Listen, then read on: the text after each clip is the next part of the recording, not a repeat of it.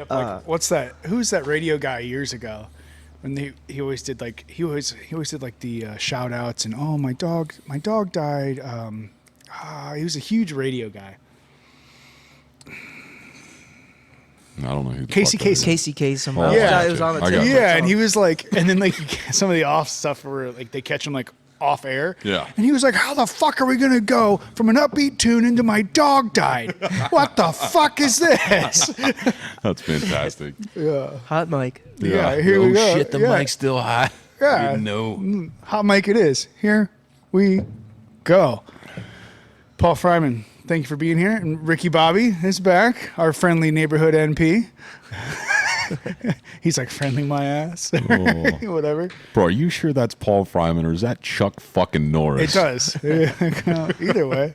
You know, you gotta go through some changes. Watch out for the roundhouse. Maybe that's what it was. Maybe Chuck Norris's goatee was like, Chuck, you're not quite cool enough. I need to find someone cooler. I like that. No, is that how it happened? Did you steal it from him?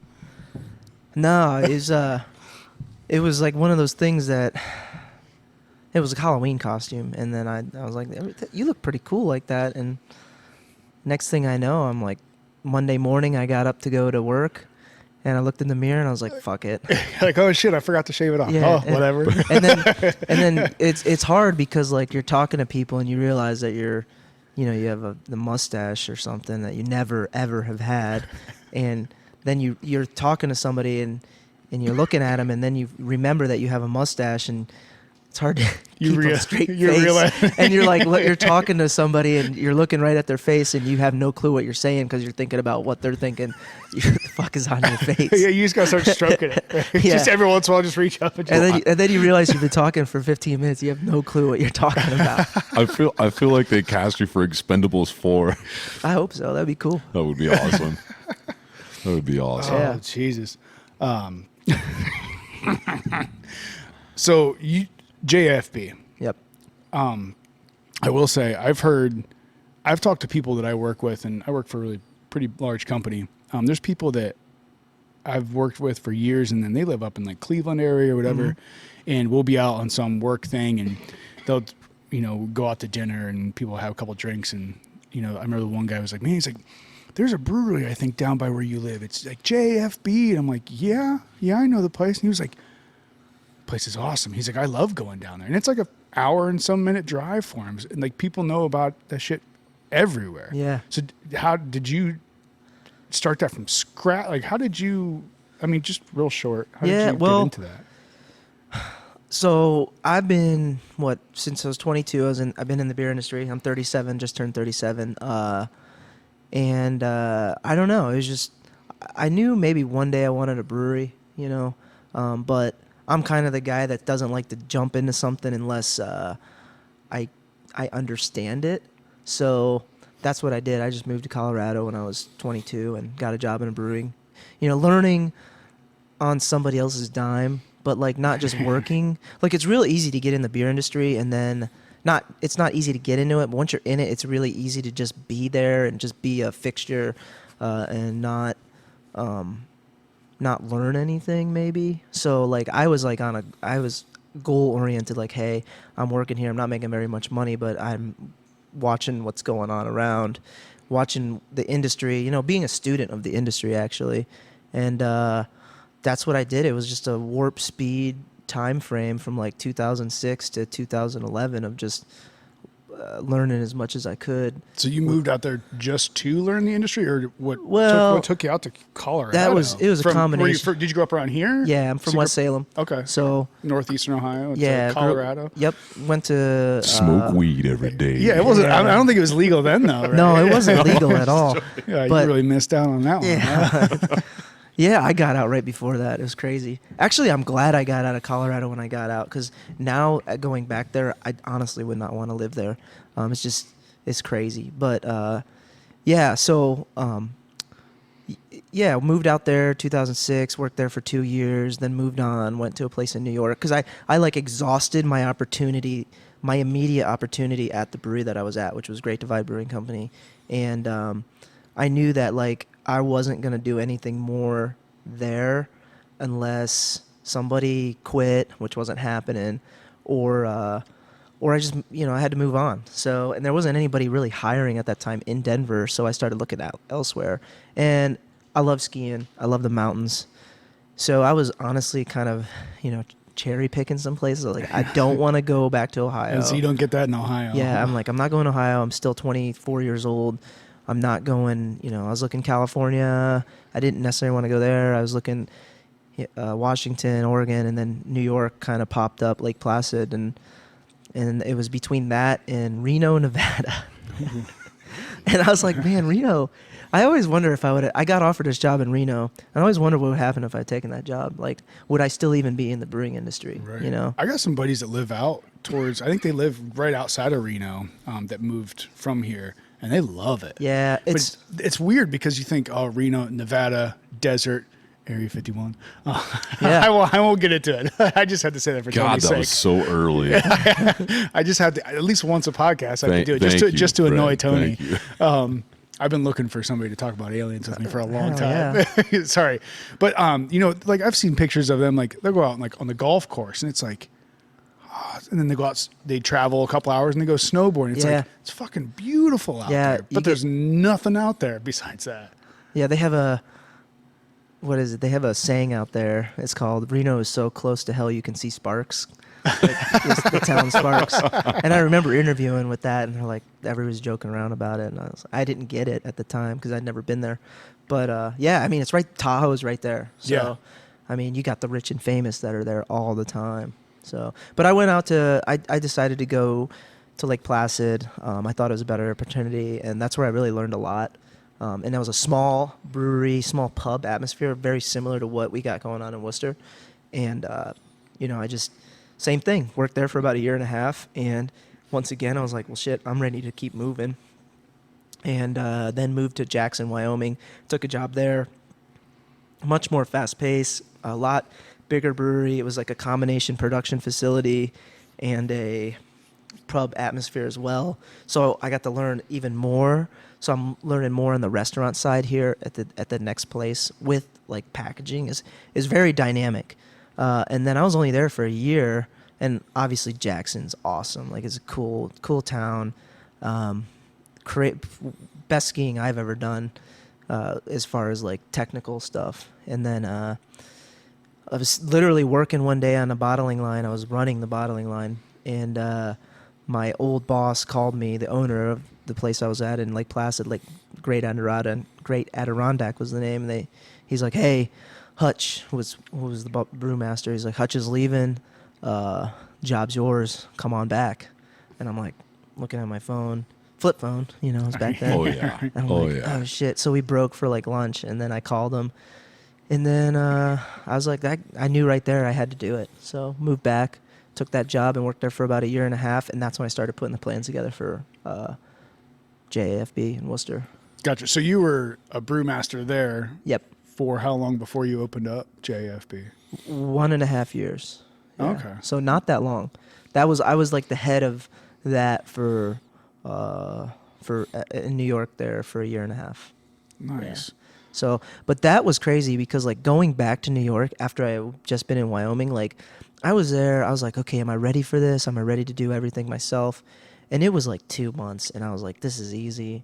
I had it, and it was cool. Like I didn't, I worked maybe 40 to some weeks would be like 60-hour a week, and then there'd be like a 30-hour week. I kind of had it down. I made my own schedule, and but then it just kind of got boring, and that's when I knew that I had to move on. So, and I knew that the industry was about to explode. That was 2011. It exploded, dude. It exploded, and like literally. My brother called me, and he's like, hey, Paul, what the fuck are you doing? Dad wants to sell the building there, because my dad owns the building in Wooster, that 120 Bell. And he just was tired of keeping, it constantly needs maintenance and everything. He was getting tired. He wanted to sell it, and I was like, oh, shit, well, time is now. That's the building. Well, it's a super cool building, Yeah. especially for a brewery. Like, I remember the first time hearing about walking in there, I'm like, because from the outside originally, I can't remember exactly when you guys took it over, but it just kind of looks like a rundown brick building. But then, like, you guys cleaned it up. And, like, every single time I go past there, for some reason, it just looks cleaner and cleaner. Yeah.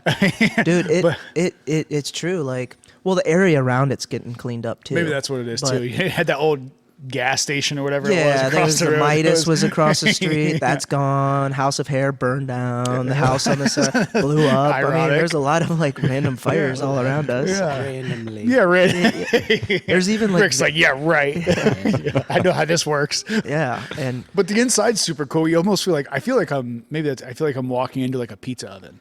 yeah, Like yeah. right when you walk, because it's all Yeah. the brick, like the old school brick and everything, and just it's a not homey feel, but it's not pretentious. No. Like it's the very, I don't know what that word is, but it's the very opposite of pretentious when you walk in there. You feel like you're just, this is like just my spot to hang out. It's Yeah. comfortable for sure. Yeah.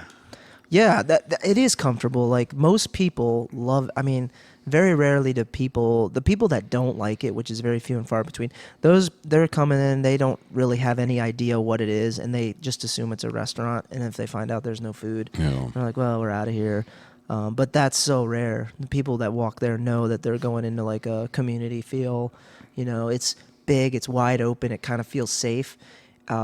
There's so many windows that you're inside, but you almost feel like you're outside. Right. You know, so you can see Plus who's coming. You can You see have the who's garage going. doors too, which is cool. Yeah, 'cause yeah. You'll put them up. The garage, yeah. Well, that, and I remember the first time I went there, they're like, "Oh, we're going to go to there." I'm like, "Well, I thought you guys said something about eating." They're like, "Well, we just get a pizza delivered there." And I'm like, "Well, that's pretty cool." Yeah. But then like, yeah, it's just it's almost like someone's back patio, and you're all just hanging. Like it's just a very cool hangout spot. Just Yep. it's very comfortable. Like Yeah. I said, it's a good word for it. Yeah, that's it, and that's what we strive to do is just that comfort, kind of homey comfort. You know, make yourself at home kind of feel, family oriented, and that honestly just happened. Like it wasn't the goal. That was never the goal when we first started. It just kind of morphed into that, and like it's like, hey, this is working. Let's just keep going with it, and then we just kind of. You know, it wasn't part of the plan. It wasn't part of the business plan. It just kind of happened. And it worked out well. Yeah, yeah. It's a lot of work. Honestly, it's a lot of you know, you can't just you got to be there. You know, you got to be there. You got to show up. You got to like get people to buy it. You got to get your employees to buy into like what you're doing there. And I've heard you're a workaholic. That's what I was told. I don't know, maybe. He is a workaholic. So before we get into the workaholic, though, I know listeners are going to want to know, and people ask this, and I've heard several answers. What does JAFB mean? What does it stand for? Well, it can mean whatever you want it to mean, but the true meaning is, you know, when you strip it down, it's just a fucking brewery, man. Love it. Yeah. Love it. It's just a fucking brewery. Like that's it. There's no frills. There's no anything else. Just a fucking brewery. And that's or a what family brewery, whatever you want to do. I love that about it. But it's funny, like if sometimes you get caught in those weird situations with the certain people, where you're like, "I'm going to JFB." You're going where? JAFB. Well, JAF? What is that? Well, it's just a brewery. Yeah. Family It's brewery? just a friendly Yes. brewery. Yes. Just a friendly brewery. Yeah, I used to like read people and see what they would think. Like most people know, like they got an idea what it means now. No. But like it's like, all right, do they want the PG version or they want the R-rated version, the true version? And you know, I mean, it's Whatever. 2020 now. Like Right. anything goes. Like, come on, like you can say whatever you want. But Yeah. but You're not offending me. No. Fuck, it's just a word to Yeah. me. It's and like honest- salt and pepper. That's what I honestly, see. when I started it, like when I came up with the name and decided on the name, we DBA'd everything the Wooster Brewery because I was just like, fuck, dude, this isn't gonna fly. Like, people are gonna not enjoy this. And then like our first T-shirts just said Wooster Brewery on it with like JAFB really, really, really tiny on it. And I still got a couple of those T-shirts, and they're really cool, but people just they call it they flock to, or I don't even know what the word is, but they gravitated towards JAFB, and that's what we're known by. And I think that's cool because, you know, Wooster Brewery's cool. Like, it's cool to say Wooster and have that hometown feel, but like when you look at it as like an actual business, it has such a bigger meaning. You know, it's Right. more of a global thing. I think it contributes to that comfort Yeah. level too. I don't think comfortable is not a right word, but it's natural. Mm-hmm. I think that's a big piece of why people enjoy it so much. Yeah, yeah, that's it. Yeah, natural. laid back, you know. And the beer is delicious.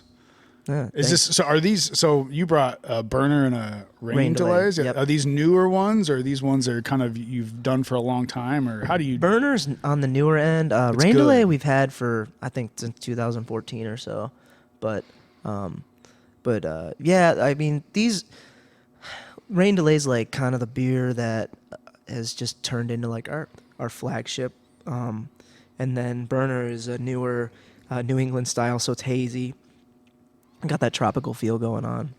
Yeah, it's typically so. I'm not a huge pale ale kind of person because a lot of times they have that like skunky aftertaste that just kind of sits with you. I feel like maybe I'm wrong, but I feel like a lot of people that really sign on to the pale ale movement are like, I want the grossest one you can find because I feel more badass because I like it and no one else does. Okay, so like what is that? Do you have any kind of insight? yeah, 'Cause, I like, do actually. So that is true when you look at it from like 100 miles in the air. Right. So, like a social media yeah. aspect of it. So, but when you really get, and it's true overall, just because there's so many breweries now, and everybody's kind of doing their own little spin on a pale ale or an IPA, and they've definitely like, I would say you might as well just throw half of them out because they're just not, they're not, they don't necessarily fit the cut. Or make the cut, I should say. But it's changed so much. The ingredients have changed in the last 5 years. Like hops are insanely different. There's so many different flavors you can draw out of these hops. Like very tropical, very fruity.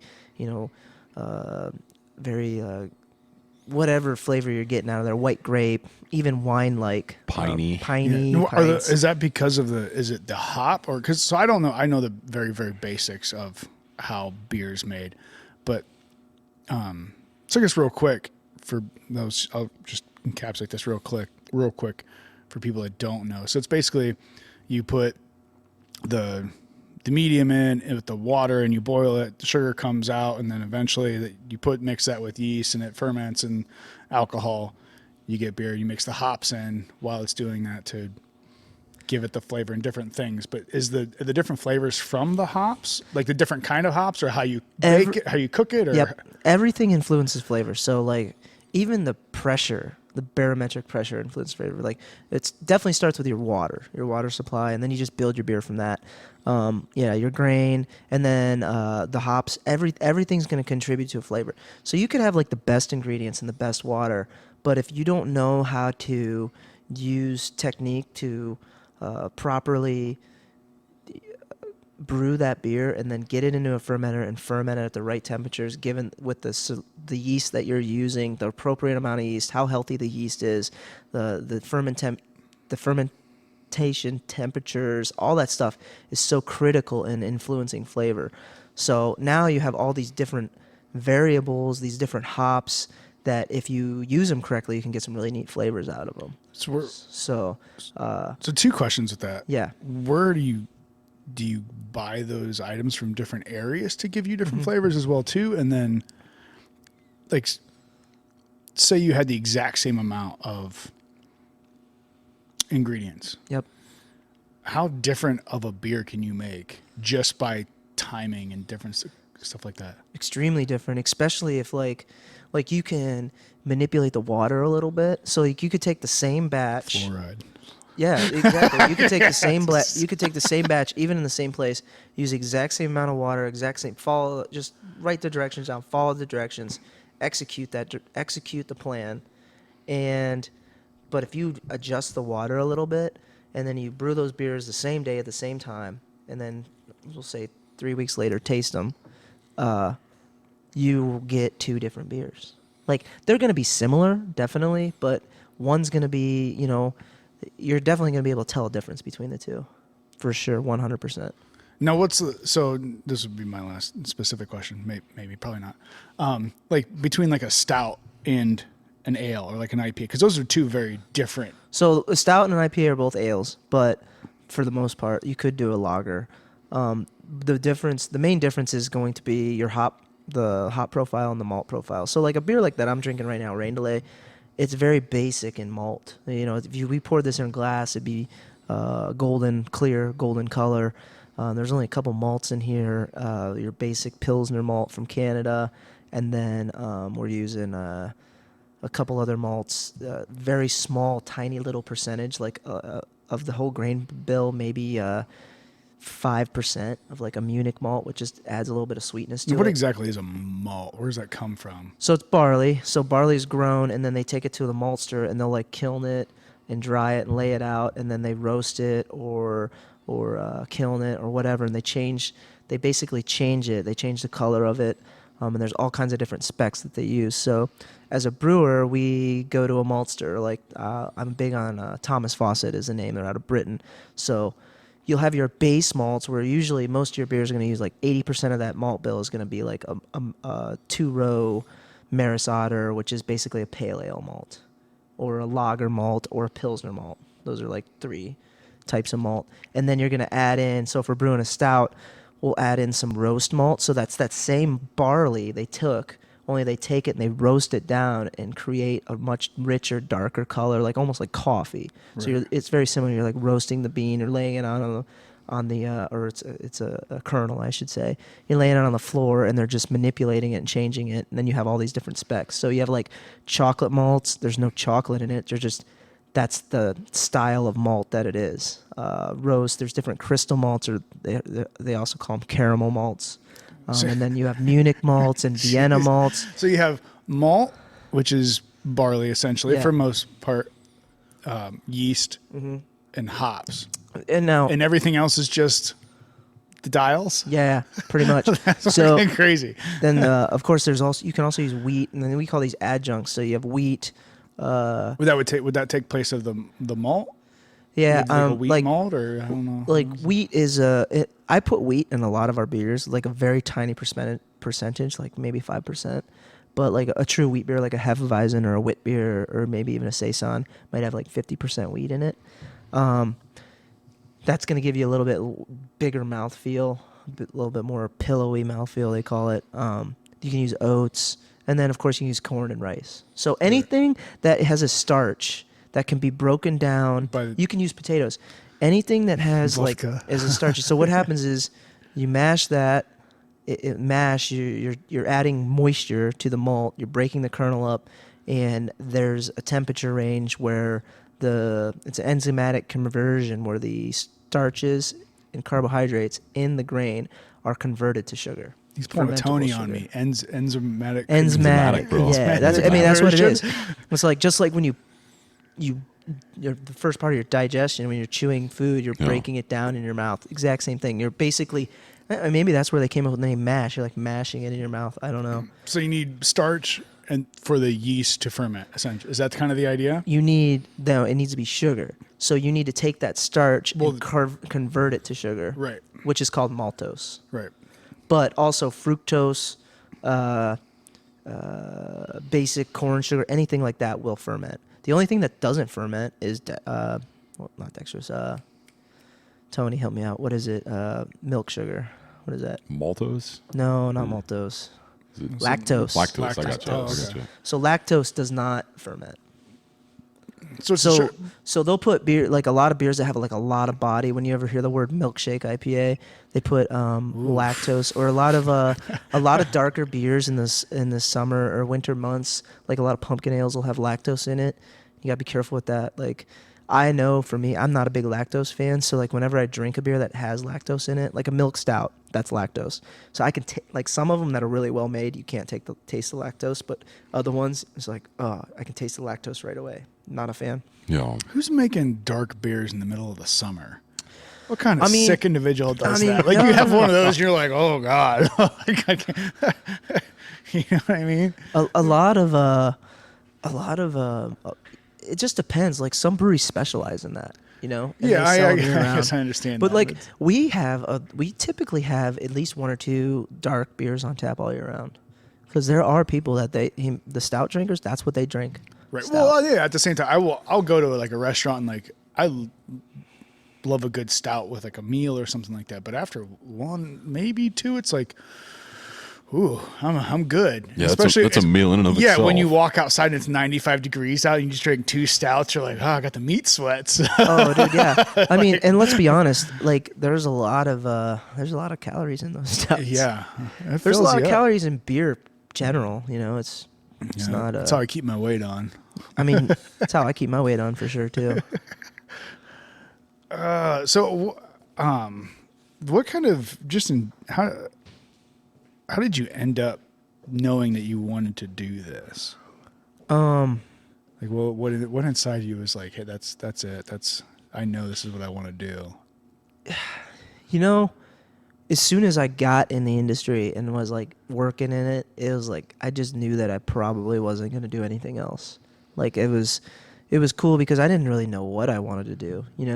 When I went to college as an economics major, and like, nobody knew what they wanted to do. We were like, I mean, we partied a lot. We we did what we did. We played sports, and then next thing you know, you're 18, and then 4 years later, you're 22, and you're out, and you have to find a job, and it's like, some people know right away. I didn't know, and then I guess I just discovered beer. I thought it was cool, and the whole, I guess I thought it was cool before I knew that it was like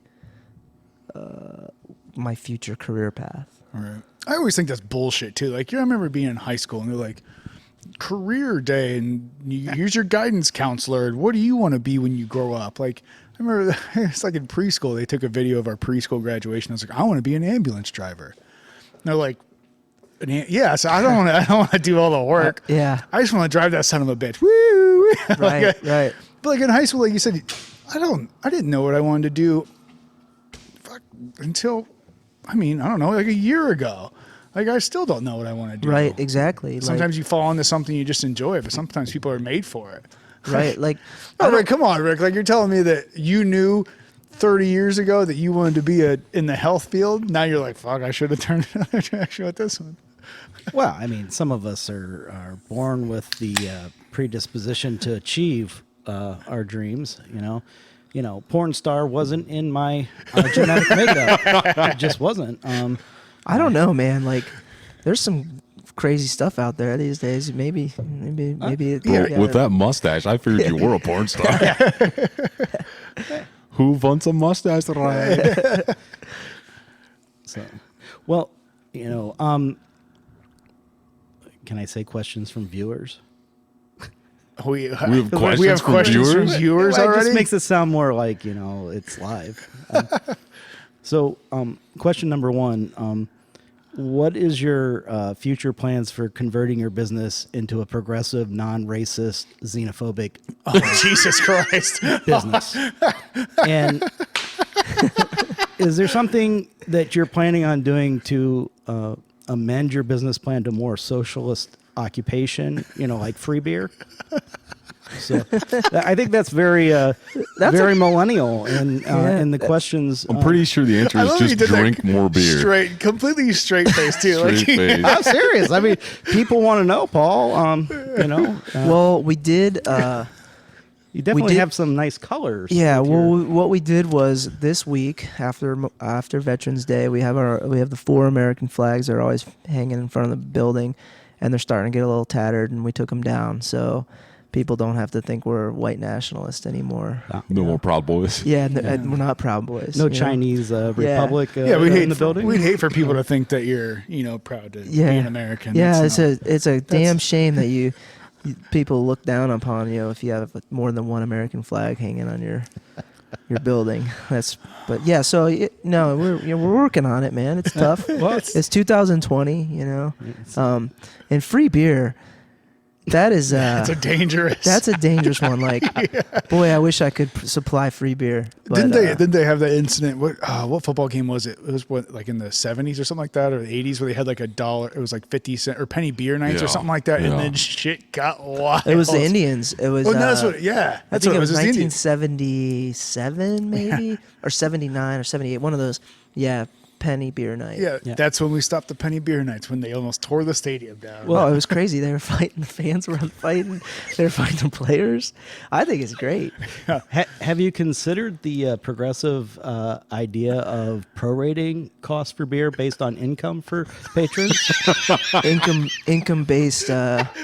Waste Yeah. alcohol like consumption. if they my bring in God. their tax returns and say they make under $20,000 a year, I mean, shouldn't there be a reduction for those patrons so you're not, being prejudiced against their inability to? You know pay what? for- That's a good question. We need to get AOC on here, and she can perhaps help on us. a poll. She can. 'cause I She think can would help look- us. She she did. She did work for as a. She was a bartender. She was a. She's got She experience. knows. She knows what she knows how to sling them. But that's a good question. I never actually thought about that, but now that makes sense. Like you got if you're gonna base the tax rate on income, why not base And healthcare. the sales rate, the sales price point on income? Yeah. It'll be a sliding scale. I guess I wouldn't vote for it right now just based on it, but I would definitely think about it. I'm You're a good sport. You're a very good sport. So, I know that you're representing your business. And obviously, I think the question has minimal validity, but some perhaps sarcasm and humor. I think that who knows what's going to happen in the next year, 2 years, 3 years. It's crazy how much the world's changed in 10 years. So I don't know. You never know, man. That's the crazy part. When you really think about it, I think most people live in some kind of weird. Was it not Steven Spielberg? Who's the famous horror writer? Stephen Wes King? Craven? King. Stephen King. Under the Dome. Yeah.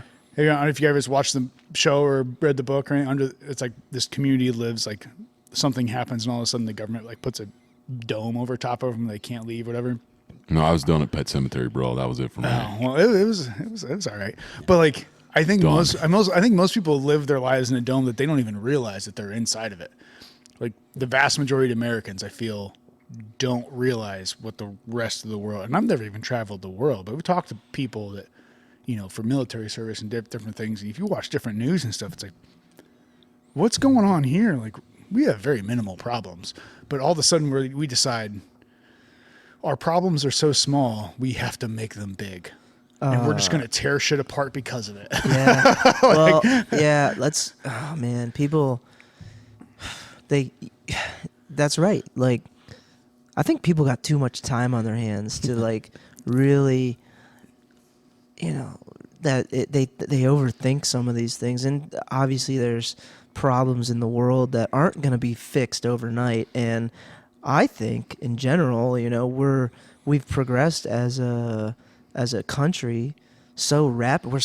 How many years old is America? Like 200 and something. Like, we're a young experimental country. So the things that we're dealing with right now, like, God, man, just think if you're a Palestinian or something like that, or you're from Israel. Those people are dealing with, roadside bombs and stuff like that. Thousands of years later. Yeah. Well, it's like 274. 6 maybe. 274, right? 4. 1776? You're the Yeah, 1776. You're the Yeah, math so it'd be whiz, bro. 200 and, either way.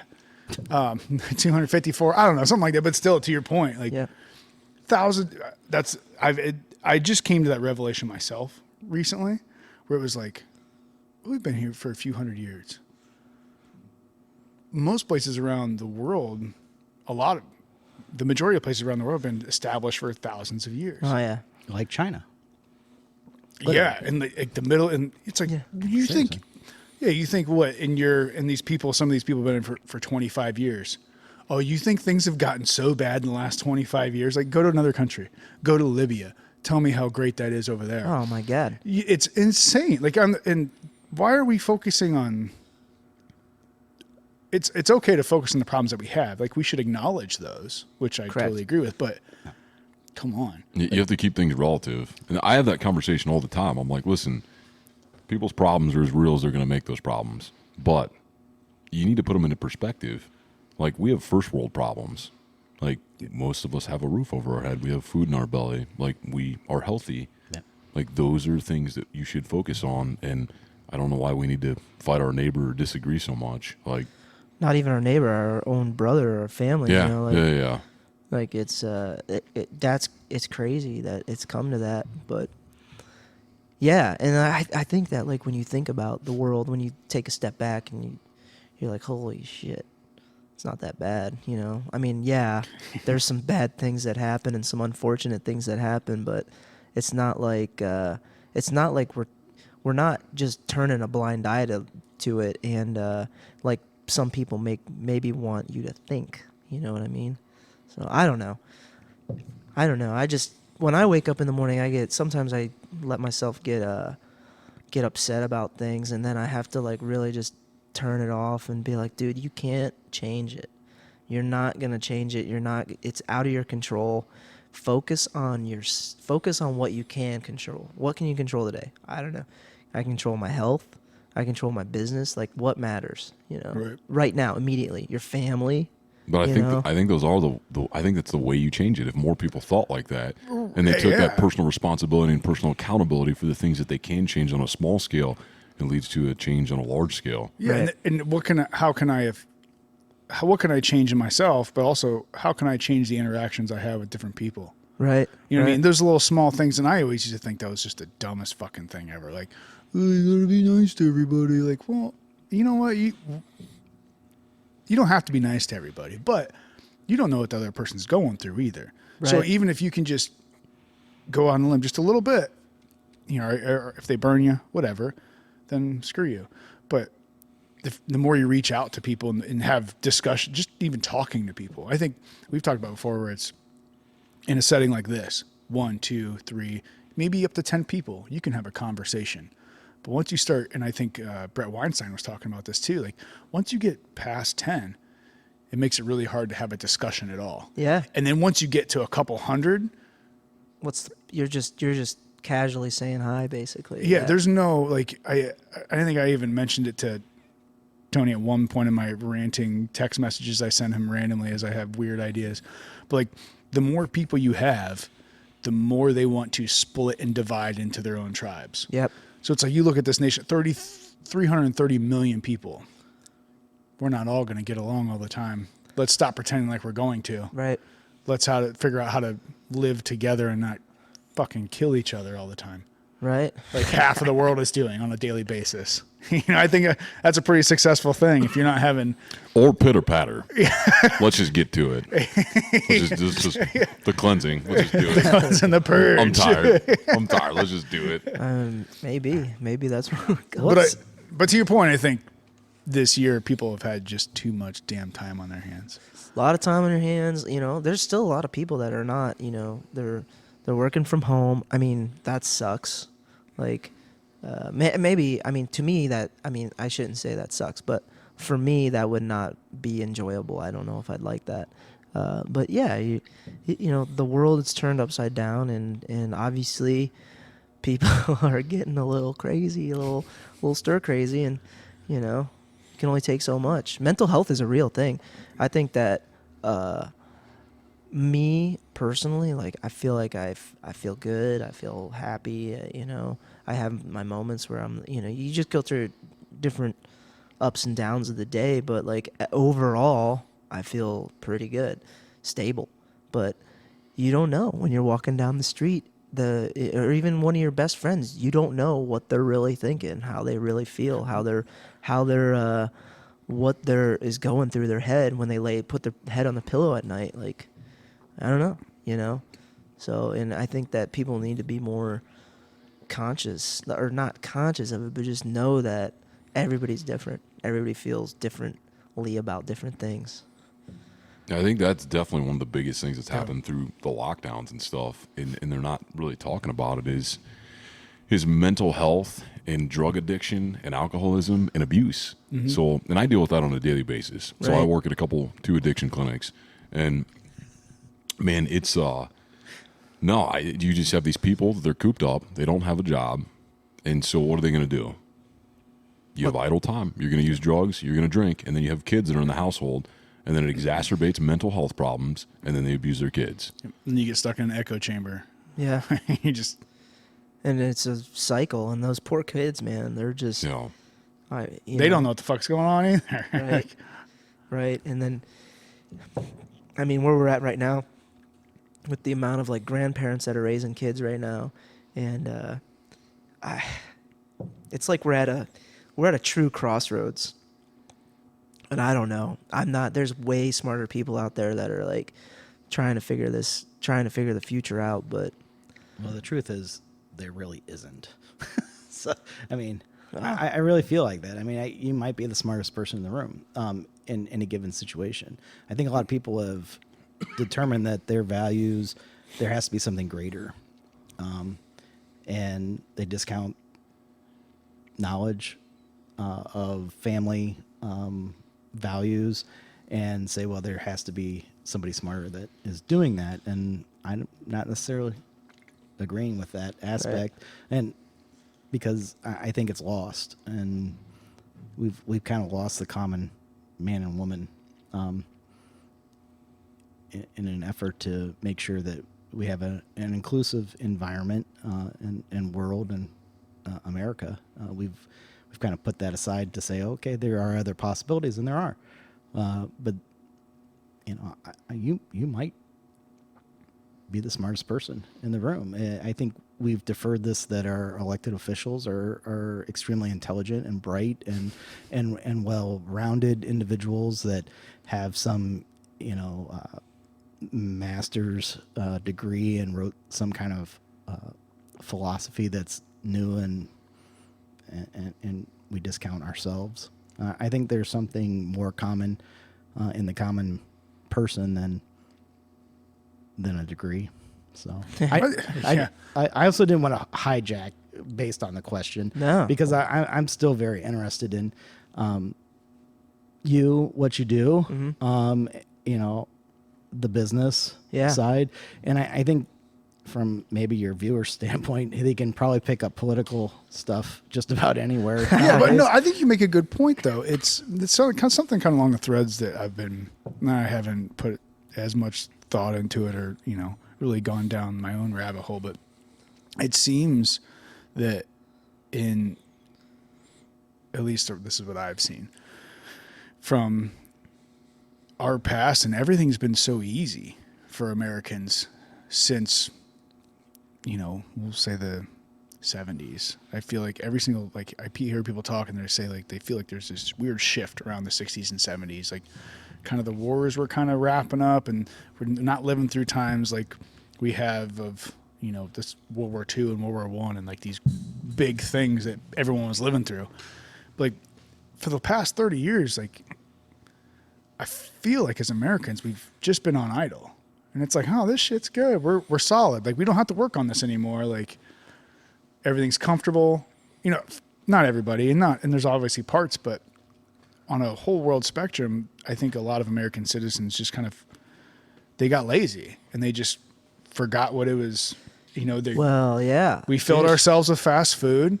We hung out, we went to work, and life is good. We have freedom of speech, we have freedom of press, and all these things. And all of a sudden, it's just, Yeah. Well, I think you're right. Like, a lot of, like, I'll even go, like, take it to the brewery a little bit. Like, you know, there's a lot, from what I see, is a lot of people, like, they've been, it's a buildup of what you're saying. Like, there's this feeling that, like, hey, you're gonna go through school, you're gonna get out of school, you're gonna get a job, you get good grades, you go to school, you get good grades, and then you get a job.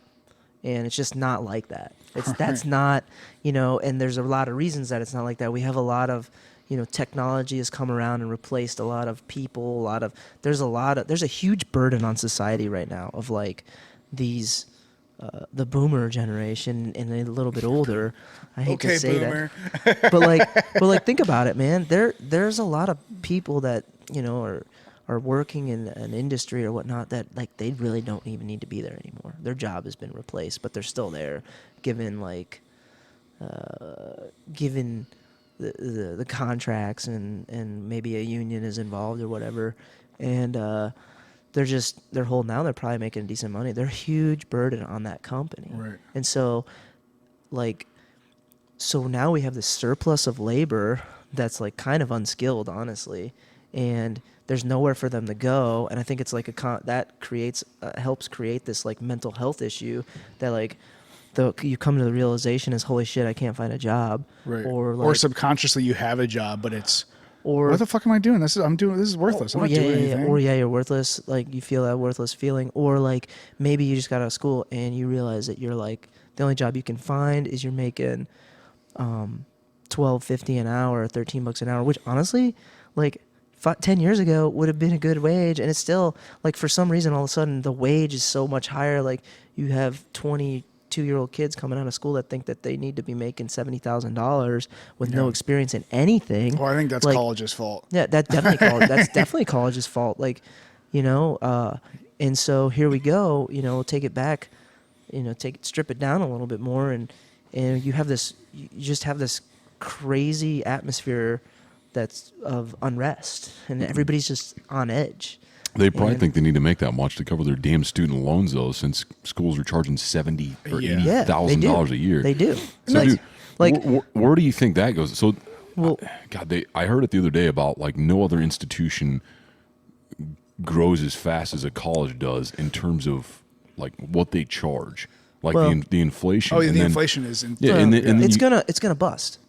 Just like the housing bubble bust. Yeah. It's gonna bust. That's it's only already thing it happened. can do. You got guys like you got like really smart dudes out there, like a Peter Thiel or somebody like that, who is like literally telling kids like not to go to college, and like it makes sense. Like, what's the point? Like, I personally love college. It was my best 4 years of my life. Sure. And I think I learned a lot, but I would say given the climate right now and knowing what I know about life, like I wouldn't go to college. There'd be no way. There's no point, especially with a lot of the dumb majors that you're not going to find a job with. Honestly, Underwater right now, basket I weaving. think if you want to go to college, like the best thing would be to go into the workforce for a year or two. Yeah. And like actually work for 5 years and then go to college. I don't know. Well, and then you're a little bit more mature, and you can kind of maybe help you find the path. Yeah, well, I think there's so many things there. So one, the going out in the field first. Well, I think isn't there a whole handful of countries that essentially when you finish your schooling, you go to the military. Yep. You go to the military for 2 years or something. I don't know if that's true for a lot of them. I know that Not was a like lot, with but I know Germany there are and some. Switzerland. I know they did that. Dude, Like, that's what that we would should be- do here, and not just the military, either like a Doctors Without Borders thing, a Peace Corps, and that literally goes back to people having an appreciation for what they have here. And realizing, wow, we are a very blessed country. If you went out and you had to serve other Dude, people and put someone else's needs before ours, how much and then can you we went to a country that was impoverished, then you go, wow, you know what? It's very easy to basically disagree, but do it agreeably with someone else and go, we are fortunate. We are very fortunate. And we could pay those people for their age fairly decent. Yeah. And how much, it'd be mind-boggling the things that we get out of that. But also, there's something I wanted to say with the whole college, because there's a lot of talk about, basically getting rid of college debt, which I'm totally a believer of. College shouldn't cost that much. I didn't go to college, but I don't think it should cost that much because it's fucking insane. Like they're just ripping kids off. Well, but at the same time, this whole we'll just wipe away your college debt. Personal accountability and responsibility. Yeah, like what goes the back fuck? to You're the that. one that took the loan out. Like someone's got to learn the lesson. dude, All right, but- let's make these changes. Okay. I'm okay with making these changes slowly. You take those loans. Actually, Tony, No. Here's what I'm going to say that though, and I'm not saying like, dude, I've got a shit ton of student loan debt, and dude, it is my debt. I signed off on it. When I signed off on it, did I understand what that meant? No. Probably not. Probably not. But you know what? I own that. Like I'm going to do it. But so, dude, this probably goes back to either parenting and or how we train kids in schools. Like there needs For to sure. be education on prudent finance. Yeah, or even just at least teach me how to do my goddamn taxes. Oh, that's a huge Like, one. That's a huge Or one. just It's balance super your simple, or yeah. balance your checkbook. They How used about to, that? They used to do that. I don't know if they do that They did anymore. that. They did that at Northwestern. Yeah, they did that at They did it at Triway. Triway, yeah. They didn't do much at Triway, but they did that at like- Triway. Like, I don't need to learn trigonometry, and unless it's like, hey, I want to be an engineer. Okay, then maybe you should take some calc or some physics, that Right. kind of thing. Like, I get it, but Yeah, but then this whole thing goes back to what we talked about in the very beginning. Like, you could even spin it as far as convergent versus divergent thinking. They're teaching one way, Right. And they're not teaching that. They're not teaching the financial, being prudent with finances. And they're well, of course, that's because they want you to take out a $100,000 loan to go to college right after high school. So they can't teach you how to be prudent with your finances. yeah, because then you'd be like, well, this is dumb. Yeah, no, which is ridiculous though, because I've literally It's had a talks trap. with tons of kids before, and they're like, "What would you do?" So I've got 3 college degrees, but I have 3 businesses that are unrelated to those college degrees, and I'm like, "You don't have to go to college to be successful, but whatever you do, you need to work your ass off at it. You need to pour everything into it." And I truly believe that if you work hard to a degree, because I know you've gotten screwed on with doing some things and you work very, very hard, but I do think that if you work hard, something's going to happen. What is it? Foo Fighters, Dave Grohl said, the cream rises to the top. Yeah, I mean, I would add to that too. I think working hard is. I mean, if you work hard, you can find employment. It might take you a little while to find something that fits what you are, but you'll find you might have consistent. to- And it might not be in what you're trained at either. Right. You Right, might but have you'll to think find outside the box. consistent, because once you get to somewhere and they see that you work hard, they're not going to just get like, if you find a Right. hard worker, especially nowadays. But it's like, work hard, and to me, be a little curious, want to Yeah. learn something. I think it's funny because like when I got in the beer industry, like I knew that that's kind of where I wanted to go, and I had to make a sacrifice.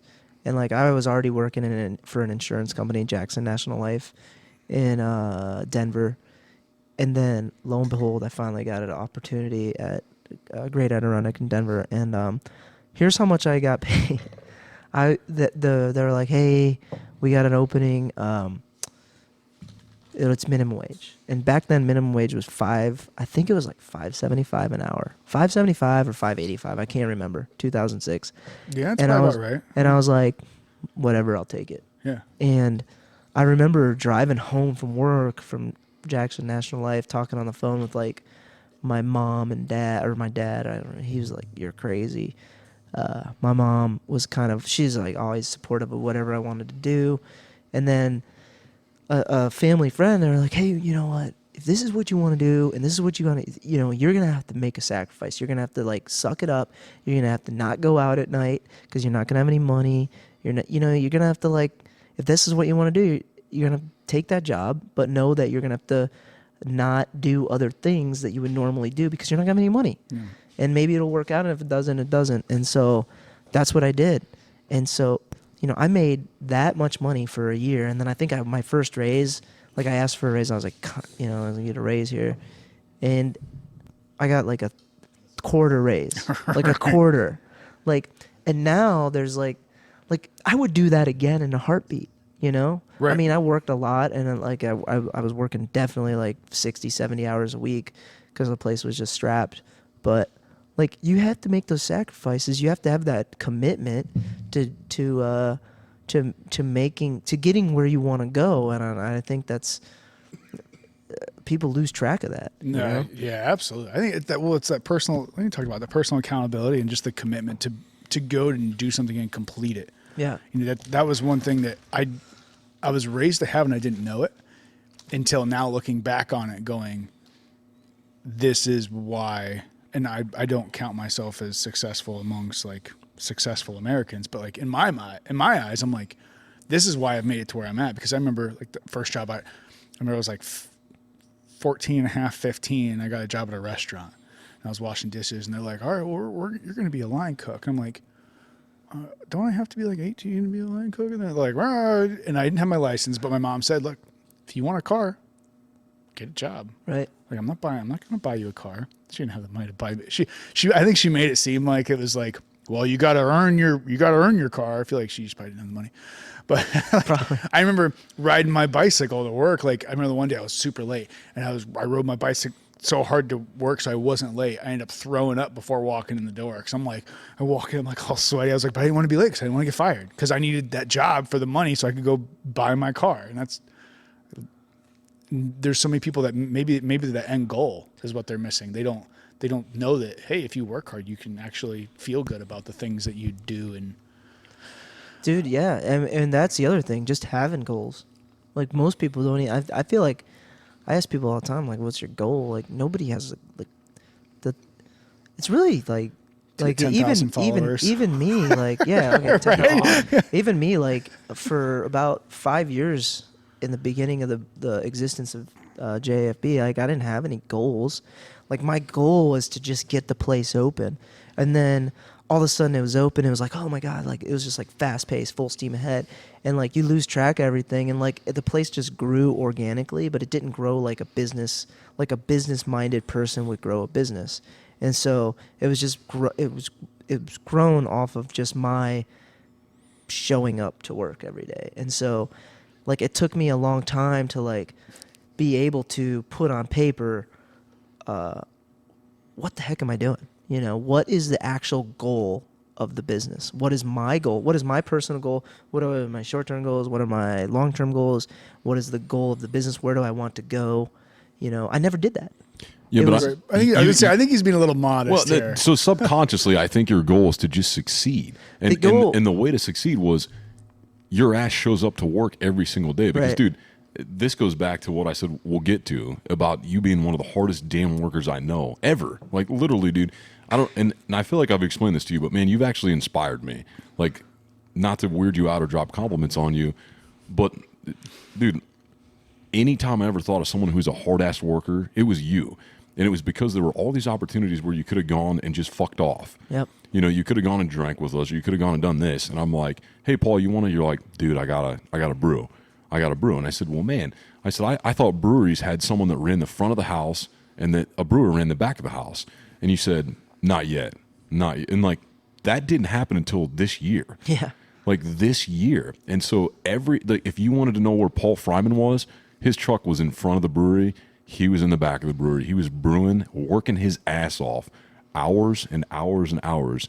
And, you know, I know that you rode that line sometimes where you wanted to, you know, you participated, you still had fun, you lived your life. But, dude, the good majority of your life was literally building the fuck out of this business. Yeah. And so, dude, that's why you're successful, man. Like, you do see that on some accounts, but you don't see it very often. And like that is literally all you did was just beat your dick into the ground and just worked. That's not pleasant. Yeah. For like, 9 years? Yeah, almost a decade, man. Go ahead. No, sorry. Hey, the question I would have is how much of that really felt like work versus just dedicated and being Good purpose question. driven? It was like purpose. Yeah, exactly. Definitely. I mean, I can't say it doesn't feel like work, but it's a different.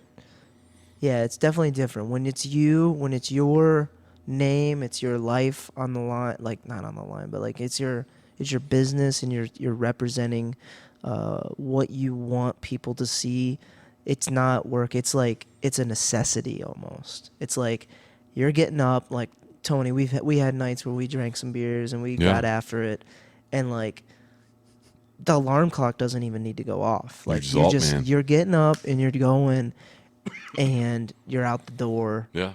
You know, and then like 2 hours later, you're like, oh man, I could really use some Just sleep. feeling like death. Hey, you remember that one day when you showed up to the brewery, and I was like passed out on the on the bench. I was like taking a midday siesta. Oh yeah. And I was like, and you like walked through the door. It was like 100 degrees, and I was like, "What's up?" Man? I was like, "Dude, I just literally fell asleep for like 15 minutes." I remember that day. Yeah, dude. There's so many good stories that we could tell that we probably shouldn't tell. And I was like, "Oh my god, that I was in pain that day, like pain," and there's nothing worse than. I mean, I can't say there's nothing worse. There's a lot of things worse, but like yeah, when you're like, you're just not feeling it and you just want to get some sleep, you know? Yeah, but dude, But you'd grind it can't. out every day, man, no matter what. And dude, I you remember that? Remember the apartment you had, dude? Yeah. I remember the walk of shame, man. Every what was it, like every Sunday morning, man? I just get up and I just still be just hungover, bro. Just Wooster has a farmer's market, and dude, these people would be all chipper. And I'd be like just disheveled, hair all crazy, beard matted down, half Did you my ever stop clothes and on. puke halfway through? You know, you got to do what you got to do to make it. Dude, we were just talking about that apartment the other day because friend, you know Joel Troyer, right? Yeah, He yeah. ended up moving into that after I moved out. That place was a gold mine, man. That place was interesting to say the least. Dude, I have some funny ass stories about that place. Did you ever sleep in the bathtub though? Oh no, but I did end up balls naked on his couch one day, and I'm like, what happened here? I have this right when you walk in my house. We have this like bookshelf that has a bunch of stuff on it, but it has one of those digital photo albums that like rotates yeah. pictures. So I love it. It's one of my favorite things inside the house. So we took and we have like family pictures and all these different like the normal thing you'd find in someone's like dining room. And then, but every once in a while, we just have these like random pictures like tossed in. So we'd be like, oh, picture of the family, picture of this, the dog, the kid. And all of a sudden you'll see, boom, there's a picture of Aunt slumped over my bathtub, just straight up snoring over the bathtub. Like stuff like that. And people will be like, and that's only on there for like 3 seconds. People are like, what the fuck was that? Yeah, one of these things is not like the other one. Yeah. Bro, you know me. So you've worked out with me long enough to know that I'm committed to anything. If I'm going to start it, I'm going to finish it. And that particular day was when I think your buddy was there actually. Yeah, with the harmonica. Yeah, I'm harmonica not proud of this, but I drank an entire bottle of Four Roses by myself. Well, And- not only did you have Four Roses, you had a pint of apple pie moonshine in about 15 minutes. Oh yeah, that could have happened too. It did happen. And that's I didn't get any of my own shit. and I apparently passed out in the bathtub. So it happens. Yeah, well, he was like gone for a while, and he was like, "Is that guy okay?" I'm like, "Oh yeah, no, he drank a lot. No, he does this all the time. It's fine." And then I'm like, after like an hour and a half, I'm like, "I'm gonna go to the bathroom. I'm gonna go check on him." And then I was like, the first thing I did is I think the only time in my life I've ever done this. I'm like, oh, I gotta take a picture. I always see those people like out like when something happens, they got their cameras out. Like that's just all it is these days. And I never think about that. Like, or people at a concert, they watch the whole concert through their phone. Yeah, that's weird. Like what? That's super You weird. missed the whole concert. Yeah, but that one time, I'm glad I got my phone out. You real missed your quick. selfie opportunity because you should have put I should have photobombed them or something. like maybe like giving Oh, my a goodness. like slap the ass type of thing. Yeah. You know? Dude, let me reel this back in Yeah, real quick. sorry, Back. yeah, go No. That dude, I love it, man. I love it. But back to the brewery.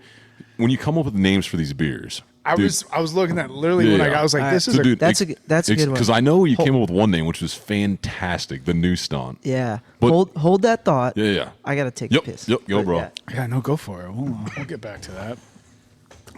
So from your sponsors, Benchmark, from the cheap alcoholic section of the liquor store. Yeah, but that's some good. I mean, it is especially it for the blends price well that you pay. with pink clothing.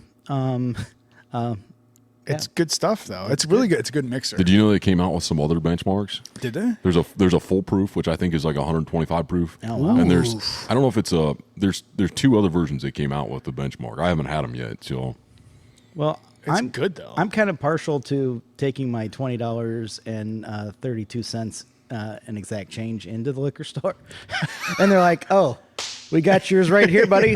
It's like, that's great. But if you're mixing something, because that's like we've it's talked really about good. before, like I don't want to take a $60 bottle of bourbon and mix it with something, but sometimes I want to mix like yeah. that benchmark. You can't beat it because No. I've tasted a lot of $60 bourbons that are a lot worse than that. Oh yeah. well, I don't have a sophisticated palate, so this is Yeah, it's best. not even as sophisticated, but some stuff like I was gonna bring that bird dog. So you remember we talked about you tried Yeah. it? Yeah. It's delicious, and I think it was only like $27 for that bottle, and it was like a 7-year. Four Roses Gold or Yellow Label. Yeah. That's It's not very too good. bad. No, it's not bad. The small batch select is good. Actually, funny you mentioned bourbon. So a certain someone that happened to be your nurse way back in the day texted me the other day, and she said, "Hey, do you have any connections for Pappy 15?" Jesus. Wow. And I said, yes. I said, but your wallet's not going to like it. Yeah. And she said, how much is that? And I said, well, we're between about $900 and $1,100. And she was just like, and I was like, what do you want Pappy for? And she didn't give me a real great answer. I said, either you're trying to get a raise or not get a divorce. I don't think her husband's a pretty straight dude. No, I'm joking about that. I can't really even him.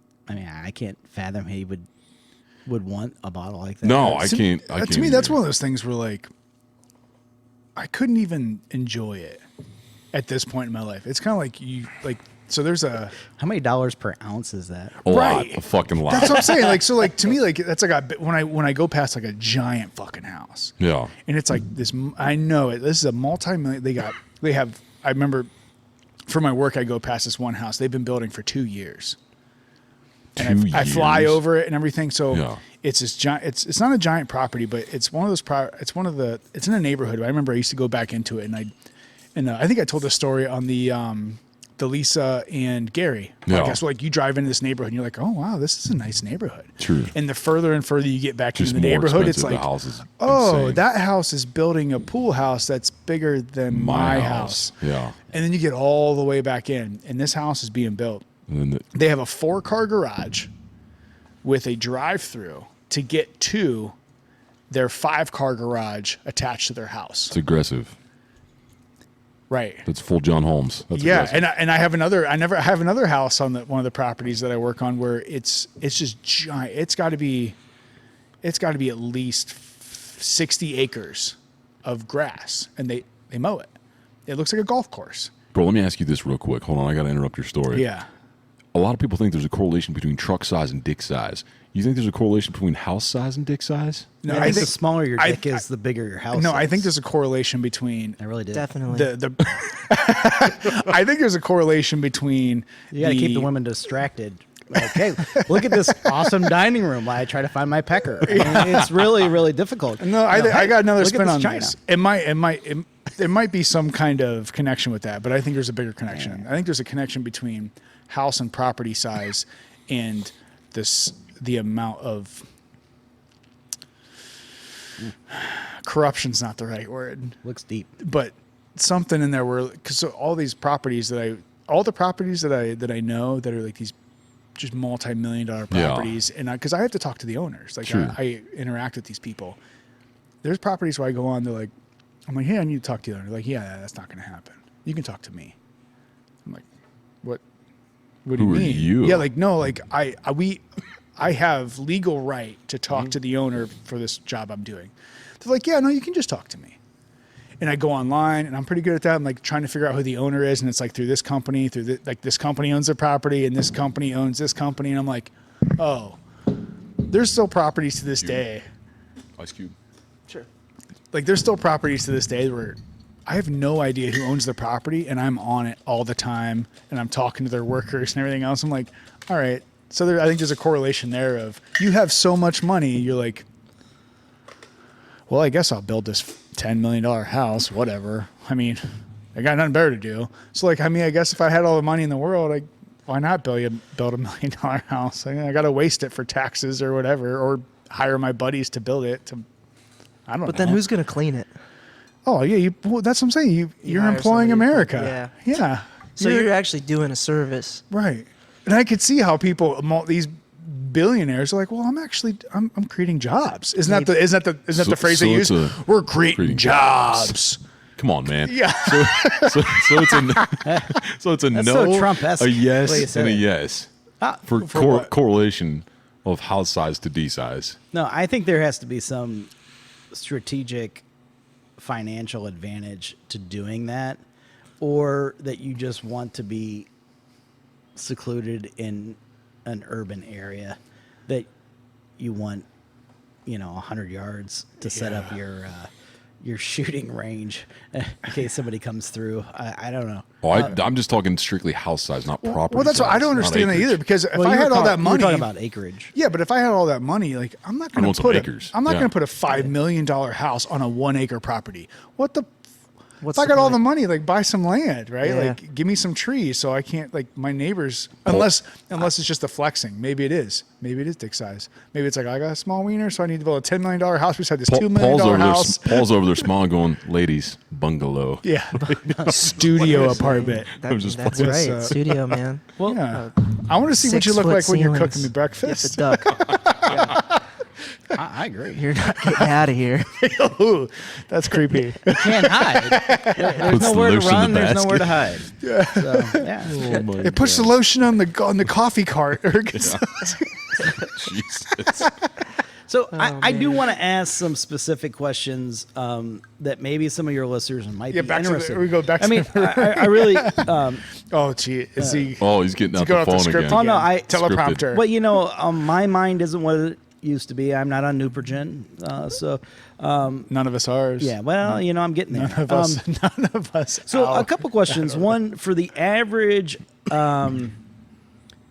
go to the convenience store beer drinker. Yeah. Okay, That's me. Now there's a spin-off question that I'd like to ask on this but I'm going to ask the first question first so that I can try not to be attention deficit. How does the average Busch Light Plus drinker Correction, Bush Latte. Latte. what's your advice for like saying, well, this isn't really like building a sophisticated palate or something that's Right. different than alcoholic water? I mean, that's a hard sell to folks. You seem to have done it well. Yeah. Well, so kind of what you're saying is like what Well, what are the steps to what are the steps? Yeah, to get to just to try to get to a something rain different. delay. Yeah. All right. So if you notice, I'm drinking a Corona right now, and I know that probably is weird. I don't think But it's weird. here's why I am. I just had a rain delay. It tastes really good. The whole time I was drinking it, I was thinking about it, and that's just me because it's a beer that I made and designed, and what could I do different to it? How could I make this better? I'm always thinking about it, no matter what. Like if I was drinking the burner, I'd be doing the same thing, and so like, well, here we are, we're talking, and I like can't turn my brain off on that. So like with this beer, or if it was a Busch Light or something like that, and I don't go out of my way to drink those beers, but I just look at it like, hey, I can drink this beer and talk to you guys and not actually have to think about the beer that I'm drinking right now, which is kind of nice, so that I can like keep my focus on the conversation. So going back to your question then is, how do you get there? Well, I'm telling you, this Corona that I'm drinking I can't even explain it to you. It's just it doesn't have depth or complexity or anything to it that would It doesn't capture you. it doesn't capture me, and it won't. And once you get into the next layer of beer design, you can see through that. So I guess I don't know how to explain that, other than there's a lot of breweries that make beer. Just because you make beer doesn't mean you make a good beer. You know what I mean? And maybe some people might think that our beers aren't that good, and then somebody who does drink a Busch or something like that would have a rain delay, and they'll be like, "What the hell is that?" That's different. Yeah, you have to get to that point. It's not automatic for a lot of people. So yeah, I would take them and I would start them with something that isn't going to be so different from a Busch Latte. And we have stuff like that. We have things that are a little bit different, a little bit that isn't going to assault your taste buds or offend them, First. offend you. Right. So like maybe like a red ale, or even we could get into the Belgians. Like for me, what the first beer that I ever had that like really changed my thought process on what, beer is, growing up in West Salem, drinking Busch and stuff, was Natty. Hoegaarden, which was a Belgian wit, and that was like an import back in 2002, whatnot, and so that was such a different flavor that I was ever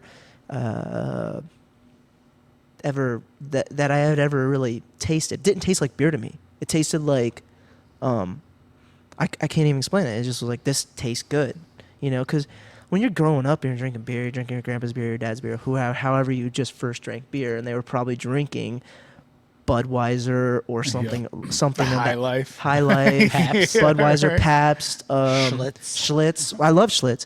Now It's come back, yeah. yeah. Like all those beers, now you drink one and you're like, okay, that's beer when I was a kid, and like, it's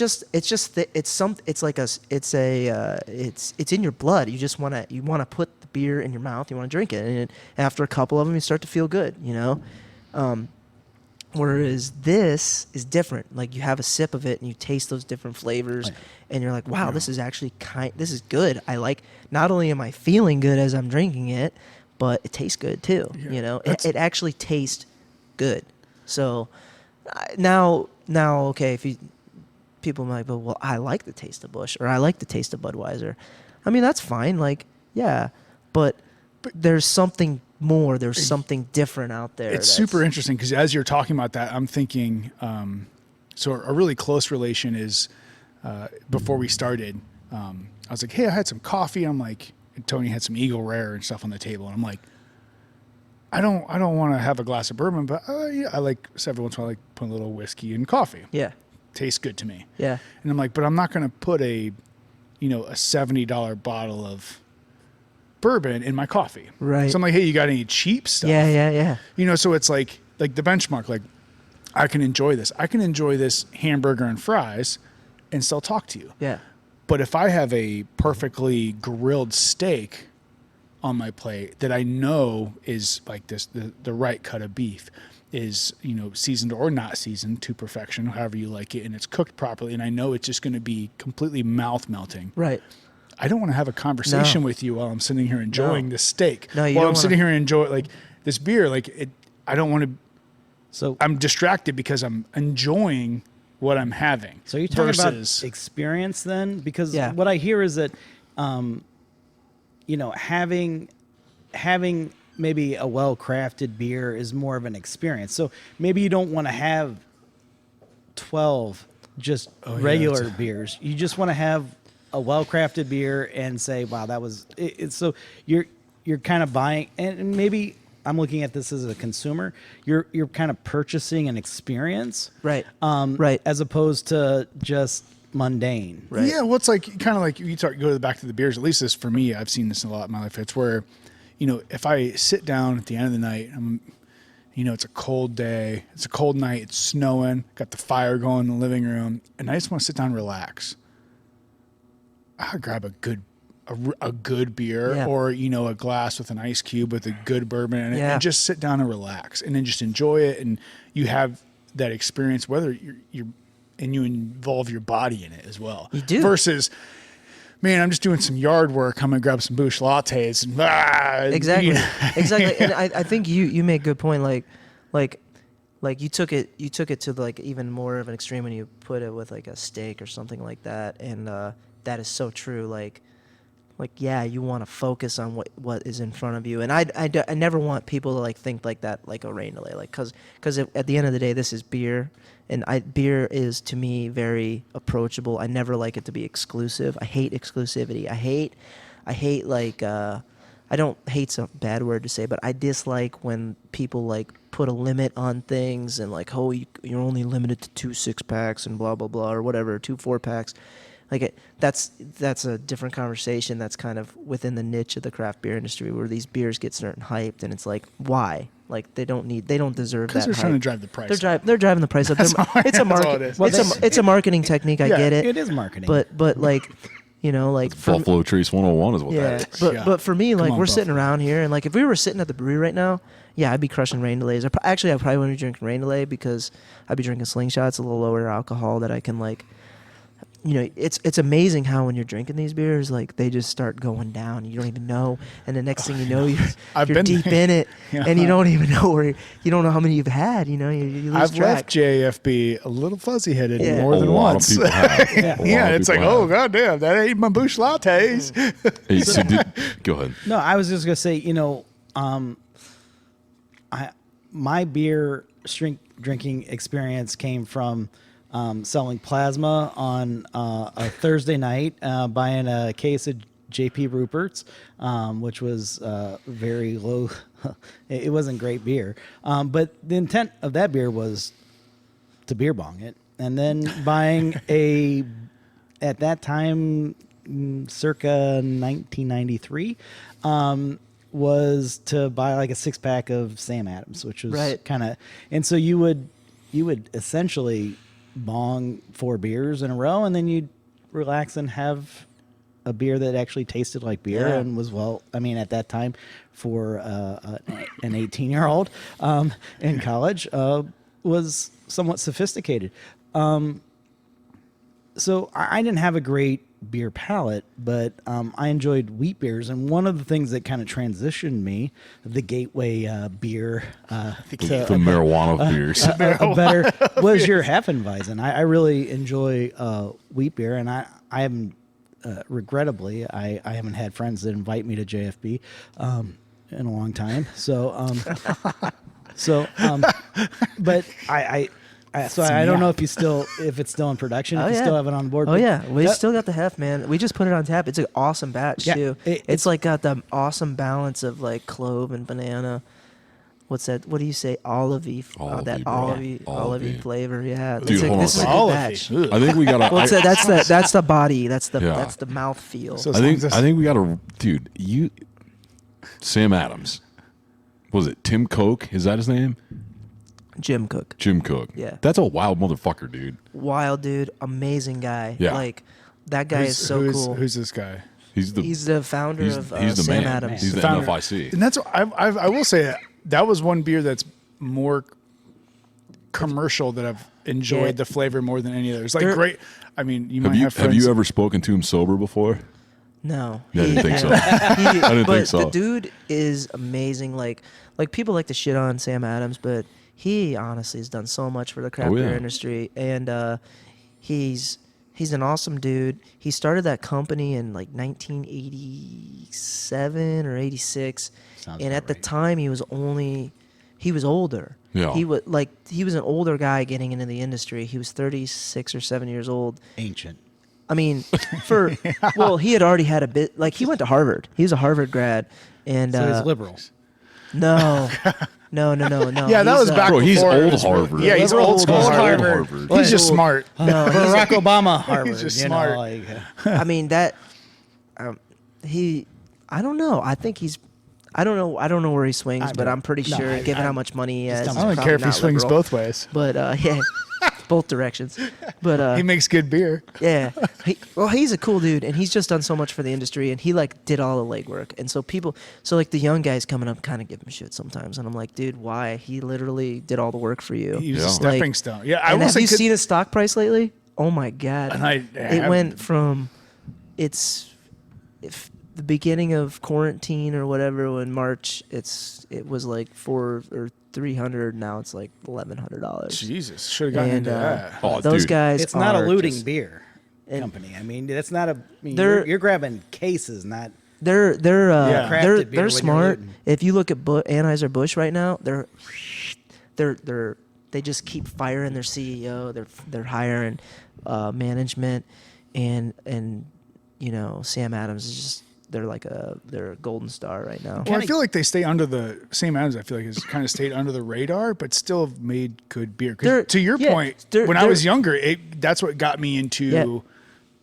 strong. I use the word stronger, but that's not the word I want. But like just the more offensive. That's not the right word either. But Well, you just, definitely look more sophisticated with a Sam Well, Adams. they than that never like- they never did anything like they never like when all the new breweries started popping up in Thank like you. the late 2000s and then early 2010s, the mid 2015s, like everybody was like they just kind of went away from Sam Adams, but Sam Adams is still there like chugging away because like all these crazy new flavors are coming out and Sam Adams tried to keep up with everybody, but here's what happened: everybody just cannibalized themselves and like. This is basic economics. This is why Jim Cook is so smart, and his Harvard education comes through. Like, in times of like perfect competition. Like, you look at like breweries in general in like saturated markets like Cleveland. Let's just use Cleveland. Like, everybody's a perfect substitute, no matter what you say. And so, only the strong cells survive, and especially times like now where there's nothing. So who's going to win? Well, people go back to what it goes back to price point. It goes back to economies of scale and scope, and like actually that mentality of like the consumer knowing what they're getting into when they buy a 6-pack of Boston Lager or whatnot. Right. And it's a good beer. It is. It's a good beer, and it's like, well, can I say the same thing about X brewery, where sometimes they have like awesome beer, but then I go and have it one time and it's not that good, and That why was- take that risk? And it's like, how much is your $10 bill worth? You know, Right. you Yeah. know. Well, Real quick, Rick, I'll let you. no. Full auto. I'm just going real quick. I'll do the full auto. Great Lakes is overrated. It's always overrated. Brooklyn. Yeah, Depends no. on which one. It depends on the person, Depends on but to which me, Great Lakes is way overrated. Bro, you about to suck Garrett's dick? no, bro? God They- damn it, they're I'm trying to dark full water. auto. They're I'm trying to full auto. I'm trying to hurt. Great Lakes is overrated. Brooklyn Brewery is my favorite brewery all around for everything that I just enjoy what they make. I dislike the fact that if somebody goes to an Ivy school, that they are regarded as intelligent. I feel like I the agree fact with that. that most people that are successful that have gone to Ivy League schools already had what they needed before they went there. I think too much credit's given to the college. Like you look at Tim, Kaczynski. I mean, he graduated early and went to Harvard, and he didn't need to go. right, or Tim Morello. He's successful. Tim or Tom? Tom, sorry, not Yeah, Tim. I mean, sorry. Have Tom, another sorry. blaze. I only had one. Tom, I know I should. I Well, talk on music, and he's gonna so- get all upset. So, so- I'm just. Those are just my real quick. Boom, boom, boom. So Who I- knew he was Jewish? I mean, I didn't know Tom I Morello agree. was Jewish. I agree. Or Tim. it's Tim Tom. Morello. you son Who of are you a- guys talking about? Tom The Morello. Rage It's the Against guitar. the Machine? Yeah, guitar. Yeah, Yeah. Tom Rage Against Morello. the Machine. Sorry. Yeah, He's I too mean, political for me. I mean, he's a good guitar. No, player, I'm just saying whatever. his guitar playing. Yeah. Like, Dude, hey, who's the cat? Is it Garrett? Is that his God name damn it, from Brooklyn? The dude that's an amazing dresser, gay dude. Yeah, gay black dude, gay black guy. super cool Gay guy. black guy. Is it Garrett something? Garrett? Yeah, Garrett Miles? Oliver. Garrett just Oliver. That's their- right. the That's it. flavors that they have are So, just. I don't know. I don't know if they put out a bad beer ever. Brooklyn. I think I here's- offended him. Here's what I. Oh. No, I can tell he's like, oh, I got something to say about this. no. This ain't the Rogan experience. Brooklyn's good. I don't think they're anything. I think that they're a good brewery, no doubt.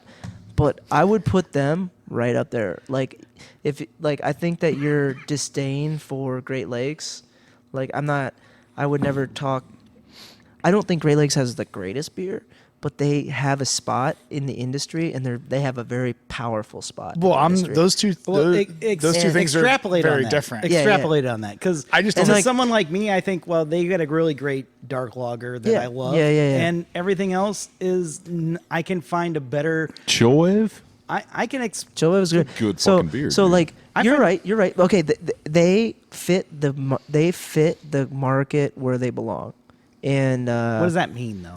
so to they're some not dumbass they're not like myself. Well, they're a big brewery. Like I think they're like the 17th biggest craft brewery in the United States, and then Yeah, so Brooklyn's that's probably where you get top fuzzy 10. there, though. 17th biggest Well, craft this brewery. gets So really- that You know? so like they're not, you're close to the source, but like they're very good at getting their beer in different markets and selling it. See, so they but- sell really well in like Right, Wisconsin. Now we're not and- talking quality. We're talking Marketing. about marketing, and Well, that they're no, great we at are marketing. Talking, we are talking quality a little bit because it's not like they're not trying to compete with Columbus Brewing IPA, which is a great IPA. Oh, it's like a those guys fucking make great- awesome IPAs.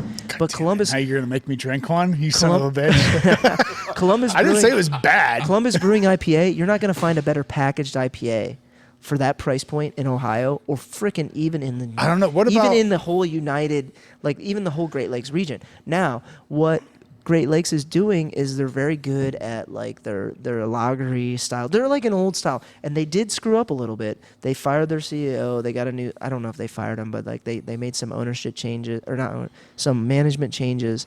And we're talking about pretty big businesses here. Right. So, like, we're not talking about, like, Wadsworth Brewing Company or JAFB or Millersburg. We're talking about, like, pretty big businesses that, like, it's not necessarily about the quality. It's all about, like, what they're selling, being consistent. And the business side of that. Right, and that's where I want to get to is that you have. So these larger, like Anheuser-Busch, Yeah. so they own Jesus.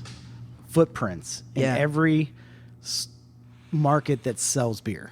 Yep. So they come up with some shitty ass beer and call it Shitty. October whatever. October Rust. Yeah, enema. October enema. October Rust isn't right? bad. That's not a bad. And so they Let it go they to take hell. up shelf space. They put it out there. They're not really looking to compete with a craft market that's really hedged that. They're just looking to take up shelf space and take away opportunity to sell. Right. Because if all you see at eye level is some kind of Anheuser-Busch product, you're not. And you're looking at price point. If you're not somebody that's a beer connoisseur, you're looking at, well, maybe I'll try that. Right. So maybe they get some bump in revenue off it. They know they're not going to keep this shit beer on the shelf. Where somebody that's actually devoted their time and effort to crafting something that's specific Right. into that category, I would imagine, probably has a better blend, better taste, and Right, right. Like, and absolutely. direction for that. That's what I'm talking So about. what Yeah. they're doing is they're really just screwing the little guy Yeah. out of the potential of grabbing somebody that is looking to spend their hard-earned money, and they buy this shit beer and they say, "Oh shit, I don't like IPA because it's shit." Yep. Yep. And what they've had is some manufactured crap hole beer and how does a fucking brewmaster and Anheuser-Busch come up with an IPA and look at themselves in the mirror and say, well, that's a fucking good beer that I created? They don't. It's all marketing. Why No. but I don't even. do they even have a brewmaster? Do they just have some jack-off millennial that's sitting there No, I watching think they porn? do. and- They Yeah. do. They And- do. He is Well, watching but- porn too. We'll just type it in. and This the- much percentage I is think, that. I That's think what no. he's You're watching totally porn. right. So here's what I think. Like let's strip it down. Like still the majority of beer drank in the United States is like Miller Lite, Bud Light. I mean, Bud Light is the big one, and then everybody Why? else. Well, why? That's Because quantity. you have to. Yeah, you quantity. We got to go to quantity. Like it's let's strip it quantity, down. but there's such better light beer than that I piece know, of shit. I know. But like Milwaukee let's Beast. really think about it from like. Vodka's better than that. You can fucking, I mean, Different though. But and you but can it's- use it for a probe afterwards. I but- mean, Hold on, They- let him finish. yeah. they don't care. Like their goal is to sell Bud Light. that's it. And if they, I think that they probably, I don't know for a fact, but like they're not dumb. They're not dumb to the fact that there's a lot of good breweries out there that are making a lot of beer and like converting beer drinkers to IPA drinkers. And so what you said is like probably right. And I think what it is they just have like they have probably like an account of just cash sitting to the side where they can just blow it on a campaign, like a IPA campaign. We're gonna brew this Campaign. IPA. I don't know if that's the right word. That's a really no. Honestly, I think that's Yeah, the like- perfect word for it. like is we're campaign. We're just gonna blow it on this. We're gonna roll this out. We're gonna brew this beer, and it's gonna fail. We know it's gonna fail miserably. seltzer now. But guess what? We just stole that market Right. for that time frame, and you're still getting people to buy the 6-packs. You're still getting people to buy the cases, the 30 racks of Bud Light, and like, but My I don't know. My follow-up question is, if you're going to steal that market for a limited time, why not fucking create something that's worth drinking? They are. So what they've done is they've bought Wicked Weed. Yep. They've bought really Yeah, well, fucking I was gonna say, that's a- good breweries. They've bought them. I can't outright. even with Wicked Weed, bro. They bought them. They bought these breweries and they put them under their umbrella, and so they do have like a craft brand. Yeah, but you know some dickhead executive that, It is- it's that all- doesn't know shit about beer Correct.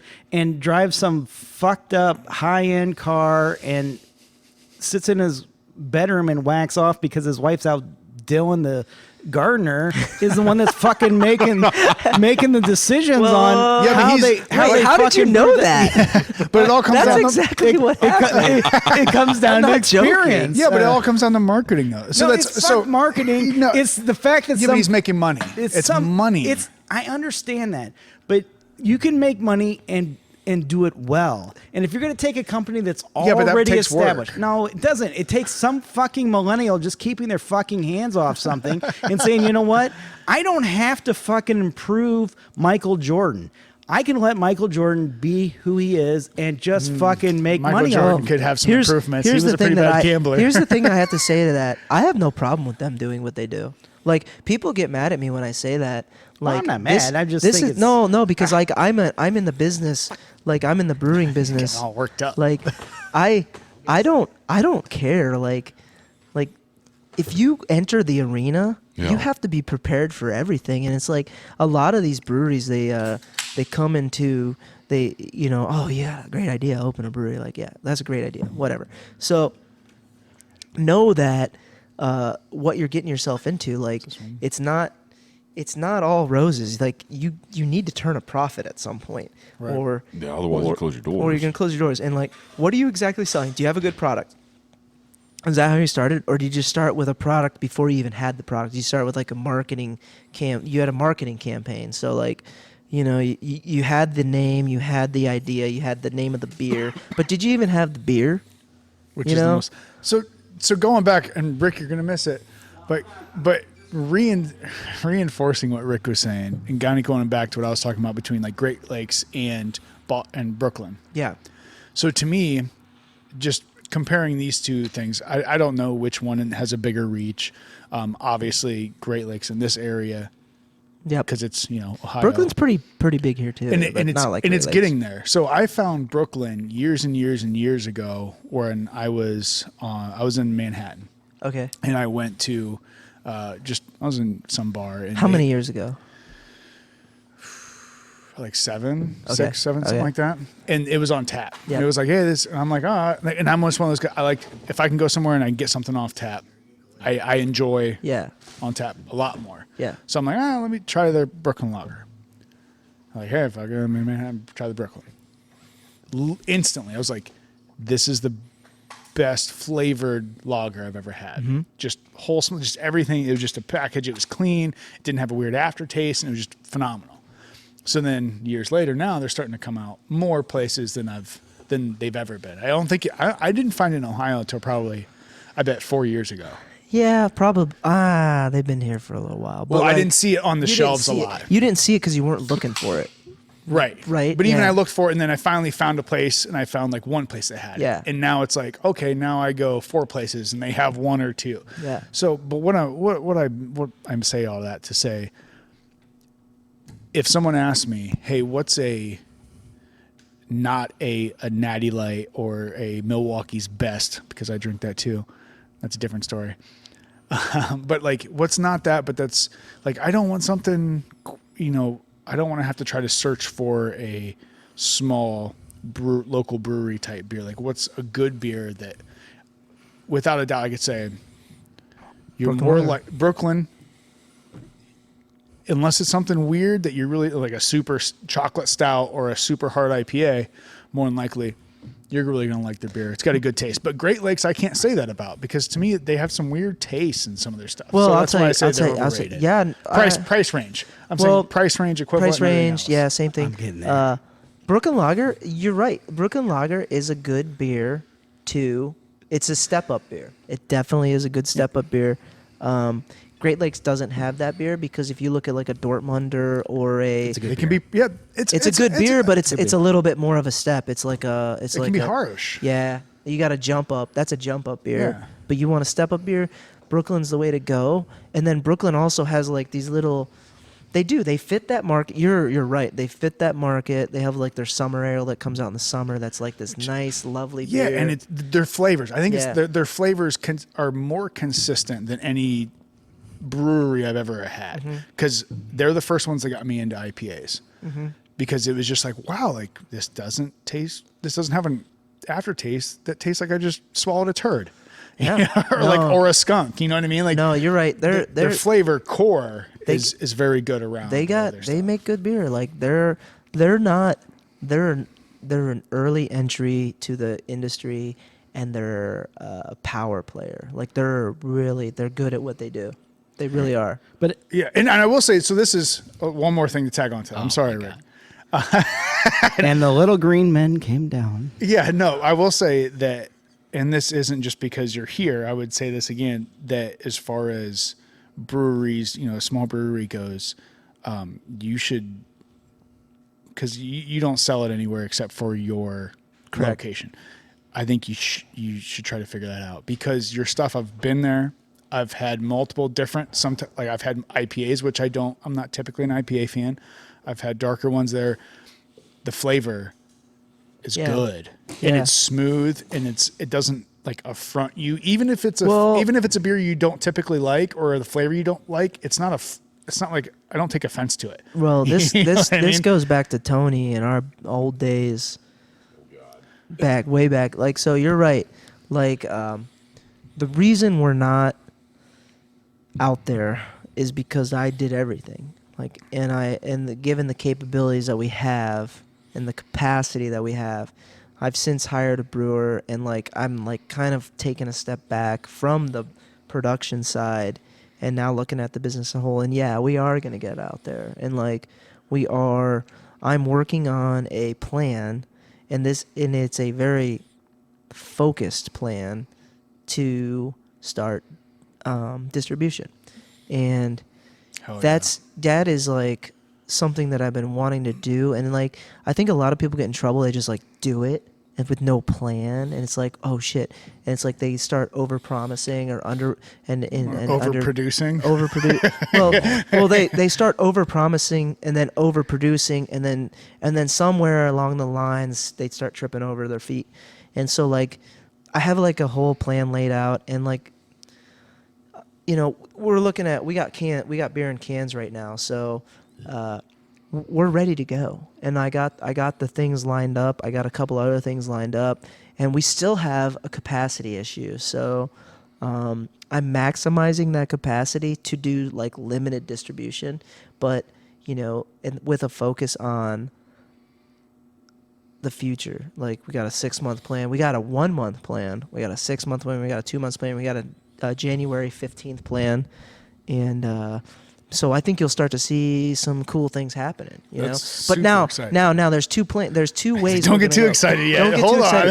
excited because we don't know what's gonna happen. Like today is November 14th. 14th, yeah. 14th. Yeah. So Hey. so you hear all bullshit. Yeah, Oh, who knows what Mini Mike's going to do? Mini Mike. Who's that? Mike. Wine. Oh, D1. D-wine. D1. D-wine. I call him D1. Maybe he should be pro wine. Pro wine. Maybe he'd be hey, a lot whatever better the off. hey, like listen, like whatever the fuck he does, like who cares? Like That's where I'm at. You got to Like, live the next day, live regardless. your next day. Like you got to be ready. So I got a plan. I don't have it completed, but like I got a little bit of an idea. Let's say it goes one way. Let's say it goes the other way. If it goes the other way, fine. And honestly, I've been waiting for this. I've been like holding the reins back for 6 months because of all this bullshit. Because you don't want to overextend yourself and get yourself in the wrong situation, and like next thing you know, you're like, fuck, why did I do that? Well- But like, okay, so let's say that things are wide open come January 15th. Well, what the fuck do you think we're going to be doing? We're going to be selling draft beer. We're not going to be like packaging as much. We're Yeah. going to focus on draft, not on packaging. Well, if it's closed down, we need to focus on packaging. So Yeah. we need to figure out what the heck we're doing. So I got things lined up. There's a lot of like, It's like chess. there's a lot of The Queen's Gambit. yeah, there's a lot of like, you can't get supplies right now. Like it's all tied up. So you got to know somebody. Everybody's overpaying for everything. Shipping costs are through the roof right now. And but we're on the way. And for what you just said, like, yeah, I think the time is now. JFB is 8.5 years old. People need to be drinking rain delay. They need a rain delay in their hand. They need a burner in their hand. They need a Summer Forever in their hand. They need a West New Salem stunt. Wit. They need a new stunt. stunt. They get a new stuff in their hand. The only thing I would say is don't get caught up With the No, you're gonna eventually No, get to this. You're gonna get to some point where someone's going to tell you what you need to do for your business. Bro, they've been doing that the entire time you started this business. Tony, they've been telling me like Yeah, I know, so- but I feel like we've been doing that for the last 2 hours. no. I would never tell Paul what to do. But you're gonna get some business executive that doesn't know shit about beer and probably drinks a Pinot, right? Which is no Pinot? offense. What's that? Pinot Grigio? Exactly. Oh, Pinot Grigio. Exactly. So Is that white? But you're It's going to get wine. to Yeah, somebody it's- that's going it's to a want wine. to monopolize and for marketing value only. Don't defer to their wisdom because you Bro, have, that was 8 years ago. It happened. Like, so this is literally why he hasn't gone into Well, good. That's- to mass production. This is- So, and I can speak to that because I've seen it. Because every single time you went to a competition or every single time you were at the Great American Brew Fest, people were like, "Dude, why are you not mass distributing this?" And you're like, "We're not there yet." You're like, "I got to keep this quality. I got to keep the quality, Right. quality control." And so it's for me, it's so cool to actually see like canned beer with Yeah. your label on it, and And it's you, pretty like, cool to drink it. Like I sat there and I cracked that open and I was like, I Dude. made that. I canned it, packaged it. You did, everything. but dude, and this goes back to what you were saying about Great Lakes. Like, dude, about sometimes the quality control's not there, or things taste different. Dude, you'll never get that with one of Paul's beers, and that's why he didn't go after 1 year. I'm going to explode. It was 8.5 years, Right. 8 years, or whatever it was before. 8. Yeah, 8 Yeah. years before you said, you know what, it's time to do this in mass quantity because everything's controlled. I know, like today, tomorrow, 10 years from now, if you open this beer, it's going to taste the exact same as it did when I originally produced it. Well, and I think Well, I think that's the key to maybe like a Sam Adams is that they have. I mean, you know what you're getting, and it doesn't change. At least to my, I haven't had one in a while, because I'm justifiably, C-bus in a can.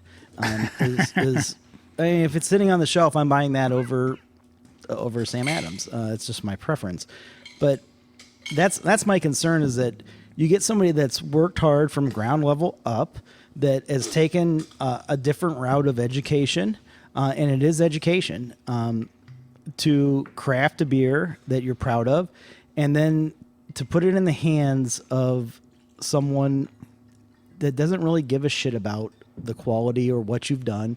They just worry about how much money they can make per quarter at the end of year. I think that's the detriment of success. it is, and that's what irks me. I guess that's what irks me about Great Lakes, because it's not even that I don't know about their quality control. So I'll adjust what you said about me. I just don't think it's that good. Okay, I thought you were saying, hey, I've had the same beer multiple times and it didn't No, taste the same. I'm saying No, I've had a lot of their Tastes beers. like dog shit most of the time. And a lot of their beers just aren't good. right. But at the same time, You don't think that's a subjective thing, though? it very well No. may be. Yeah. My taste buds don't lie. But so when I look at that as, especially being from the Great Lakes area, I look at this beer and I'm drinking a Christmas ale, which it's not bad. Depression and regret? That's not what Yeah. you get from that beer? No, it's a Great it's- Lakes area, bro. Well, the Browns, I look come at it on. and go, like, The you know Rust what? Belt? I think to me, and through my lens, Great Lakes is such a big company because people in this area are like, fucking Cleveland, they need something to fucking root for. Yeah. They just need Well, the Browns something. aren't there. Yeah. So real quick, my two opinions that I will impart on you that you can absolutely disregard for whatever reason is keep the taste good, because that's what keeps people coming back. And then as it continues to get bigger and your profit margin continues to increase, It won't. reduce your profit margin. Because I know from making, because You can't ever reduce profit margin. It's what- the opposite of capitalism. No, but no. So this is listen. It's to what the I'm saying. Walmart effect. No, listen to what I'm saying. God damn it, Rick! Listen to what I'm saying. No, you didn't invite me on here for color commentation. Yeah, no. So just listen to what I'm about to fucking kept say. me in my God fucking damn it. basement by myself Yeah, watching porn. I know what it's like to create. It's good. I mean, Beautiful Saturday God damn it! I got afternoon. one thing I'm to say. defending No, I want to hear this. Australia. Yeah. So I don't. So, all right. I know what it's like to create something one-off from hand. Everything is just without any automation, without any Knife maker. You made knives. I don't make as many as I used to. I plan on making them as I retire. They're beautiful, by the way. But I make knives. I used to make them with a file. I would with a piece of metal and every single hours, 40 hours to make one little shitty ass knife. That's a lot of that's a lot of labor. They weren't shitty ass knives, by the way. But he can. But I've reduced that time that it takes me by adding a piece of machinery here, adding a piece. It's still all me, but as that progresses, knife makers, they move to CNC machines. They can still create the same quality as depending on the steps, whether it's the timing of the hops or I don't know, that's completely off. But there's certain aspects to creating something that can't be imitated by machines. But there are certain aspects in between that can facilitate the efficiency of that process. Right. So I feel, to me, and this is just me, maybe this is my crazy mind, I look at Great Lakes going, they started out, I would imagine, much like you did, and then eventually they got the machines, they got the big business, they got all the profit, and they started getting, their efficiency started growing. Right. So their profit margin, even if it stays the same, starts growing. Right. So But their quality. their quality stays the same, whether it's crap or not. Right. But as you increase the efficiency, No, I don't think their quality does. But what I'm getting at is what you were saying. Maybe their quality started to lack. maybe it did. Maybe it did. Which is why Maybe you're it got I don't better like, though. I mean, I'm just speaking not to him. for what I pay for a fucking that's six pack. I'm just speaking to what Fred was saying about I don't enjoy their beer. So Right. maybe 10 years ago you enjoyed their beer and they grew like you were saying. It's possible. And now they didn't do what you did, spending 8 years before you went into distributing, and your quality was the exact same throughout. Right. So full circle, where I come to this is when I go to a cooler, wherever I go and I look, what do I want? I see Great Lakes, $11 for a 6-pack or whatever it is. I'm like, Probably a 4-pack. yeah, but then I can see a Columbus, or what's the brewery out of Cincinnati? Rheingeist. Rheingeist is good. There's Mad Tree. Truth. Mad Tree. There's another one. I can't remember what it is. It's pretty decent. It's super cheap. Like you can get like a 15-pack for like Hootable? $12. No, it was that brand that I had for a little while. I found like Cincinnati.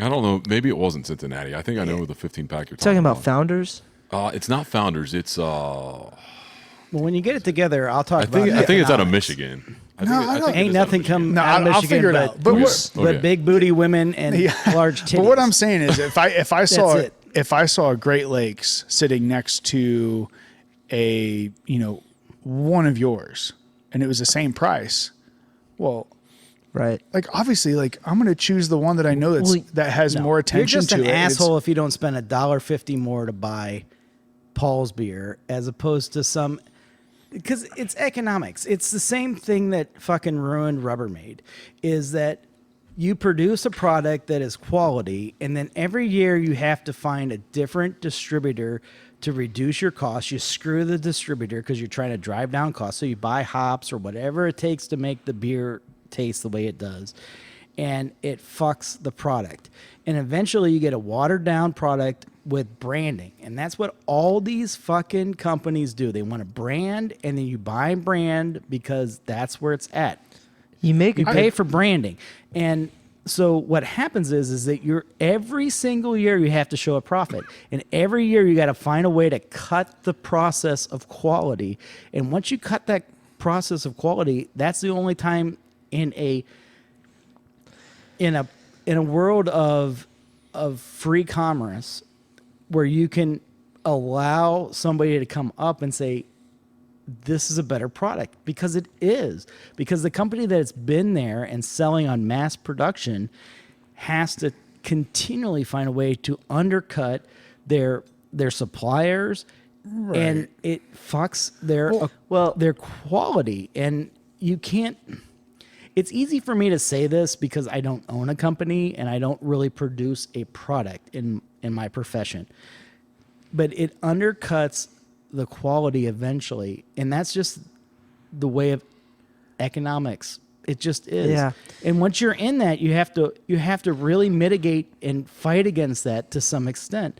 That's what I'm encouraging, because Yeah. it will fuck you in the long run. It will fuck you. It'll make you And really rich. No, or it'll put you out of business. But So, you like, can be really rich and out of business and be like, screw it. You could be Bill Gates and out creating free vaccine for African nations, instead of improving your computer technology, which is shit. yeah, fuck Microsoft. Yeah, I agree. Bill Well, Gates, I think suck it. So, yeah. That's what I say to Bill Gates right there. As long as you don't start talking about Hillary, because we'll get in trouble then. No, I agree with you. And banned.com. real quick. Canceled. I agree with that point, but my point was when somebody small is able to produce the same product, That's with Paul 101 right there. with higher efficiency. With higher efficiency, it's all about that's called economies of scale. Right. So, yeah. But once you get to the point where, with the exact same product, you've grown your profit margin from 2 to 5, you know what? Maybe we can cut down the profit margin and use that to continue to disperse more, because now if you cut down your profit margin from 5 to 3, but The laws of economics will never allow you to do that, because you in always a have tiny to window. No, In a you always tiny have window, to- they will. You always have to have a profit in today's economy. well, that's why I don't fucking drink Right. Great Lakes, because they fucking suck and they're still expensive. I fucking agree with you. It's not worth it, and I'd rather go drink a fucking Pabst Blue Ribbon than put my lips on a bottle of Great Lakes Milwaukee's best ice. routinely. They don't fuck me. Just like in the music industry, I always say there's a point where you have to sell out to make your fortune. And there's a point where you abandon ship and say, fuck it, let the ship go down, because I'm going to take the money and run. And I don't blame anybody for doing that. But the point in which a company does that is the detriment to the company, because people are only buying on brand. In my personal, humble opinion, that's all they're doing. They're buying brand at that point. You've sold the brand. The brand's going to be what it is. And then eventually some fucking millennial or whatever comes after that is going to fuck it up. And it's not going to be. And thank God we have choice, because that's where a company out of nowhere comes up and you're like, this company's doing it right, until they fucking sell it out, hop on the ship with their boatload of money. And I don't blame anybody that does that, because I would love to be in. Well, I got a good. And speaking of, whoever makes this fucking white-tailed deer shit, they're fucking lazy, because they don't fucking cut their fucking beef jerky that's whole grain, grass-fed bullshit. And any cow that hasn't fucking eaten anything other than grass-fed You shit know is what? full of shit. You're right, man. What the fuck? I- And that for $9, they should be cutting that shit up. I and, mean, like, you got to fucking take an all right. hour to It's rip all this right. off. And if you're It's having all a right. community bag of beef jerky, they should fucking have a machine that cuts the shit all the way through, so you're not finger fucking all the beef jerky. Hey, so how Especially in COVID, damn it. So I heard an interesting stat, and I can't remember it, but generational wealth only lasts 3 generations. Yeah, the third generation. Third fucks it up. generation fucks it up. Okay. Fortune 500 companies only last, I believe, 20 or 30 years. So, Because some rich fucking kid from some wealthy, affluent fucks it up. fucks it up. And that's why the third generation fucks family businesses up, because they don't know what it takes to create it. They don't. Yeah, exactly. And why it's a labor of love for you if you have offspring So- in the future. They won't understand your love, passion, and drive to build a business. They'll look at maintaining it. So, going back to what I'm doing right now is I am planning for that I'm planning for exactly that. So you're putting stopgaps in, is what I'm hearing. You're just planning on Protection selling plan. it. And I'm not planning on. If somebody came up to me with a fucking boatload of money and said, "Hey," Yes, you're fucking. I mean, I'm stupid not if you going to don't be take it. stupid and not sell. Yes, But like, just call me before you do it. So Anything's I don't buy your for shit. sale for the right price. yeah, well, that's fine. And then you guys can go on a podcast and talk shit about. No, Jay. I would say I would say Paul is a I brilliant would turn it motherfucker. JFSB, just a fucking sellout brewery. Yeah. I would say Paul knew the right time to get off the ship, and that's half a business.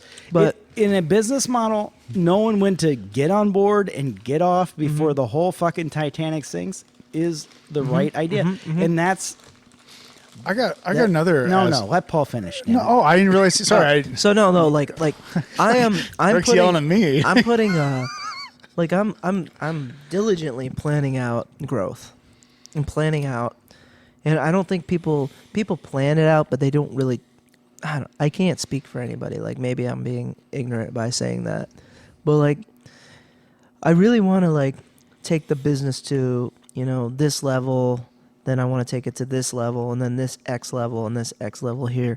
And so, but you have to know exactly what you're talking about. You get into distribution, once you get to a certain size, and I have a number, and a lot of people might not have that number. Once you get to that certain number, you have to go through third party. You have to go through a distribution chain. And once you do that, you sign contracts. You start getting these contracts. You get tied down and things aren't the same, and then all of a sudden you got to cut costs because you got to show the profit, and next thing you know, the product does suffer. Hopefully we're on the right track that doesn't happen to us. So I hope that too. and honestly, I think I'm in a good position because like we have 8 years under our belt. We have like decent amount of hype, and the key is keeping, you're exactly right, keeping the product quality top notch. If we can do that, and we can promise people fresh ass beer every week, like every fucking week. You know what I mean? Like, dude, you open that beer, you're like, hey, what is this beer? Growler When quality. I said it's 2 weeks old, it was a week. It's a day old. Yeah, it was like fresh. if you're drinking a day old beer, man, Super fresh. that's doesn't fucking get any awesome, better dude. than No, it was awesome, man. I appreciate that. So here's a follow-up question. Has there been any consideration, because there are local brewers that do some things a little bit different and maybe to someone without a sophisticated beer palate, maybe a little bit better? Is there any consideration in taking the best of the best and merging them into a conglomerate? So, like, I really like River Like a Black Styx. and Tan? No, I really like River Styx, the Wadsworth Brewery River Styx. Whatever, it's a wheat beer, I Yeah. believe. I really appreciate that. One, I like the 9.6% alcohol content. I like the fact that Out of a wheat beer? yeah, out of my fat ass doesn't have to, I think it might be an IPA. But I just know that like 2 of those, I shouldn't drive home. Yeah, And I mean, appreciate that. And so, but I also like your Hefeweizen. I love rain delay. I have not had a blaze or a burner or whatever the hell you call Blaze. it. Yeah, I mean I haven't had a blaze I yet. feel like we need to smoke up right now. I think The burn is really I think good. That might be Stickiest like of the maybe if you ickiest. made a light version of that beer, burner and blaze. The burner is delicious. Kind of like a comic book parody of beer. So you're asking, is there any chance of like You need a mastermind. combining? No, you need a mastermind to say, you produce this beer really well. It's really well liked, and there's a potential to take this mass market and to combine those great qualities into like the. No. I mean, you could do that, but like I think that would just be easier to be like somebody that's much bigger. Like, hey, you got a good beer, we're gonna buy it. We're gonna buy you. They'll fuck it up. Yeah, and then maybe not. No, if they not maybe pay- not. if they They're pay gonna you good, fuck it though. up. I don't like mergers. I don't like. I'm not saying merger. I'm saying take the all-star. You've collaborated. Contracting. Well, no, I contracting mean out. collective. Are you just talking collective thinking would say you make this beer really great. I make this beer really great. Let's combine forces. And Just straight up mixing them? no, not mixing them, but just okay. mass That might be an producing this idea. beer, Both of that them. beer, Yeah, and this so- beer, and creating your own brand, maybe your own Subsidiary? company. I don't know. It's a lot of I don't fucking know. work. I Nobody don't wants to know. put that work That's- in, Paul. No, that's like saying, hey, Dallas Cowboys, we got a really good running back.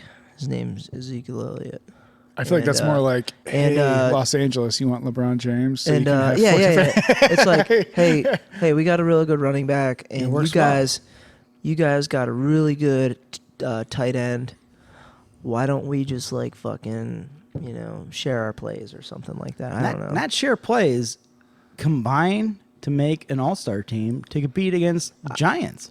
No, it doesn't work. That like takes that. a lot of work. Yeah, Why but doesn't? you- Well, no, that- That's a no, no. merger. That's a merger. It's not a merger. It's taking the best qualities of 3 or 4 companies and saying, But here's the problem that comes with like you now take different.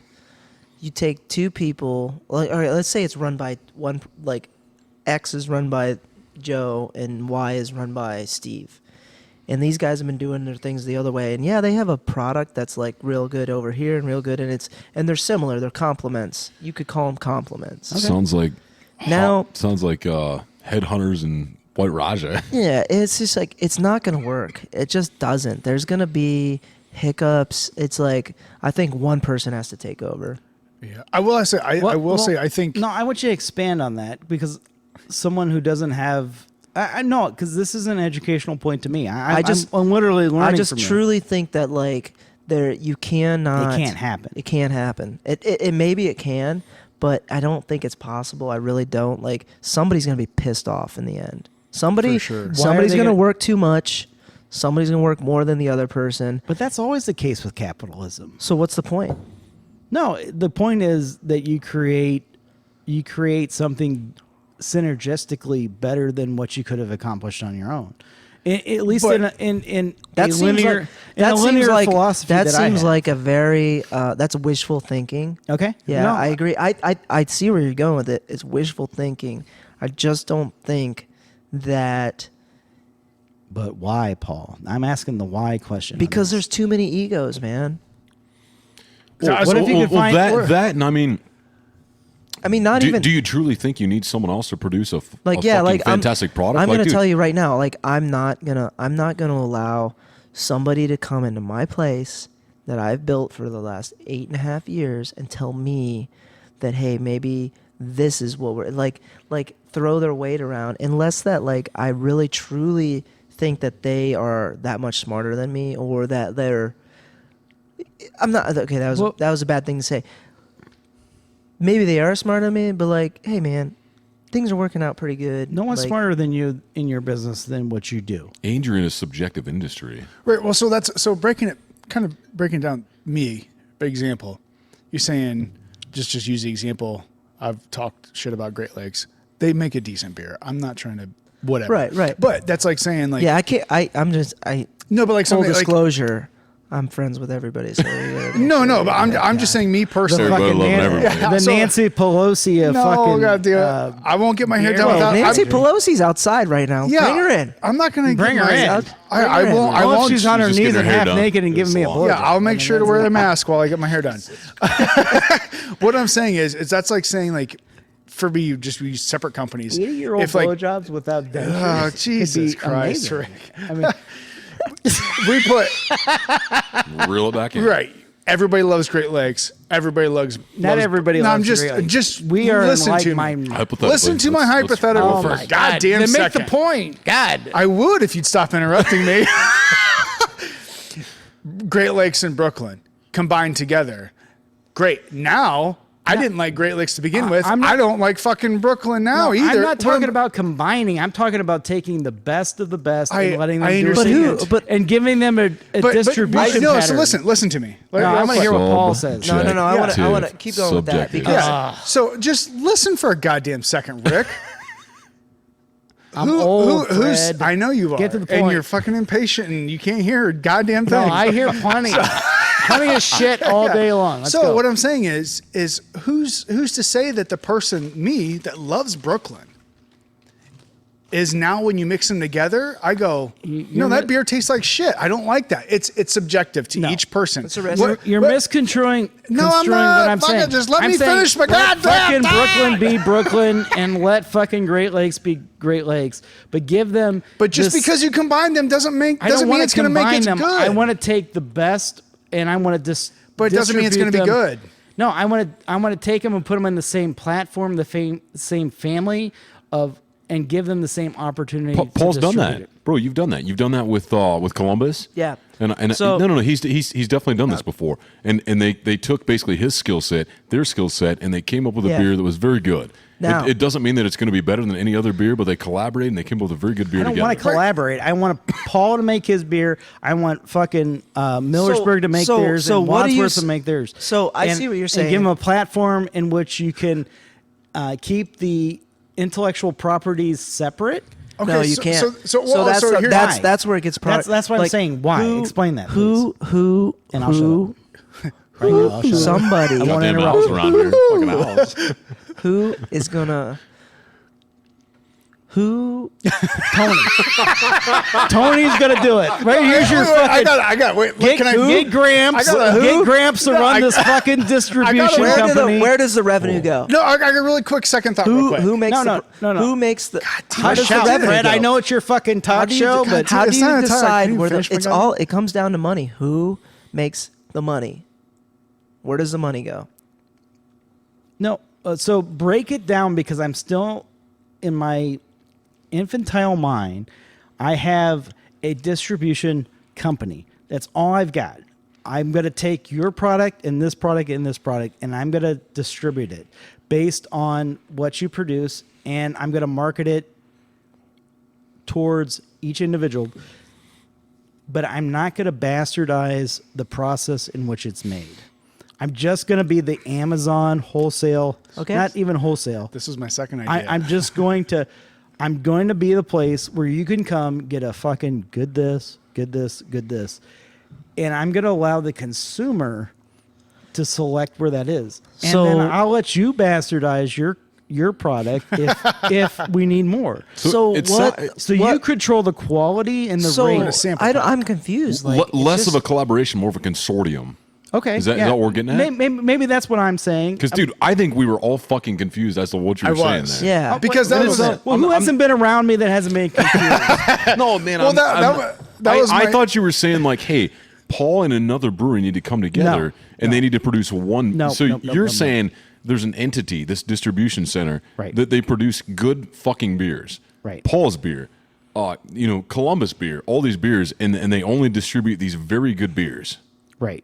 That was I take the best that Paul has. I take the best of Wadsworth. I take the best of, and I'm just shooting Right, locally. right. And I give it a platform that is bigger than it could Sounds like the possibly. fucking Dream Team, NBA Dream Team, '98. Well, that was my That's my second whole idea. fucking Was idea. right to work together and go, hey, Sounds like a great idea. I don't want you to work together. I just want Paul to do what Paul does best. Well, what I'm saying Give is me one fucking beer, collaborating- Paul, that is rock solid and produce the shit out of it.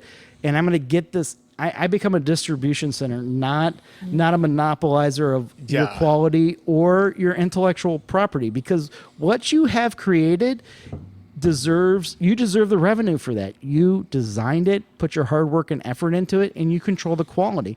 All I need is how much shit can I get from you to sell, and can I cap that? I'm not looking to control you. I'm looking to make sure that I have enough of your product that I can put it on a mass marketing scheme. I'm not looking. So White Raja, Rain Delay, Hop Juju, like you distribute the best of the best is what you're saying. Right. Yeah, that's what I'm thinking. Like you have a 9-pack, 3 beers from this place. That's a really good like cinnamon breakfast beer, right? Because you can eat a breakfast, and then you have a lunch beer, and then you have but there's different beers from different places that complement each other. I think you'd be hard It's a pressed to sample get pack. they get brewers to agree to that. So my question is why, and what are the barriers? Why not? Well, no, what are the barriers? Because obviously the upstart, if I have the platform to distribute it, is that I can take that burden off of you and let you do what you do really, really well, and not bastardize your product. And as well as anybody else that produces it. I think you just said it perfectly. Okay. Like, not bastardize your product. Like, the distribution game is such a fucking, like, it's all about, like, who makes who feel the best. And people they go into the distribution and they're like, all right, I'm comfortable with this guy. He's going to represent my brand. And then next thing you know, 6 months later, you sign the contracts, you're fucked, you're in the contract, and you want to get out of it, it's cost you $20,000 or $50,000 or $100,000. And they do the exact opposite of what they talked about. So why not be the change that you desire? I mean, you don't think anybody's ever thought of that yet, though? No, it seems so fucking simple. So, dude, hold on. Break this change down. Like, yeah, like what do you, dude? like, start from literally the bottom floor and explain what you're talking about at the most elementary level. Yeah, I want to hear what you're talking about. I'm talking about collecting, not owning the property, just distributing. That's it. That's all Amazon does. Amazon takes a product, you bring it to market, I sell the shit out of it. That's all I do. I don't try to oversell one versus the other. Amazon doesn't do that. Well, okay, so maybe Amazon, I get what you're saying, though. I'm just pegging on it. All I'm so saying is giving sorry. you a platform that you can produce in what you do well, and putting it in a platform where consumers can say, you know what, I really like this beer, and I want this, and this, and I want it to come to my house in 3 days, and I want to be able to fucking enjoy it. And not stealing the intellectual properties of each master brewer. I mean, because it's like stealing a Rembrandt. I mean, you can't reproduce something that an artist produced. You could take their technique and you can break it all down and you can do all that bullshit, but you're never going to have the original thing unless you get it from the original person. And why can't something like that happen? Why can't it can? But you're saying it can't efficiently, or that there's inherent I think that beer concern. is just so different. I think it's just so different. It's like, because Well, I think the hardest part is expanding that reach for something like that. What? Because I want Paul. Well, it has a shelf life. Well, he was thinking. Okay, so I'm good. just- So it has a I'm shelf life. ignorant, so it has a help shelf the life. dumbass. So like, there are distributors, and that's what they do. And they come in and they already did all the legwork. So like, say we're sitting in a bar right now. Let's say Tony's Bar. It's a pretty nice bar. And It's it's got a like, sweet fridge. it's like, I don't have to sell Tony a goddamn thing because I just signed with Ric's fucking distributor, Ric's Premium. Let Ric's Craft, Right, whatever. Ric's Craft Beer. That could be your name. And It so will. like, Ric comes in here and he Or just not. says, "Hey man, dude, I got this shit from JAFB. I got this shit from Wadsworth. This is what we got," and he sells it to Tony.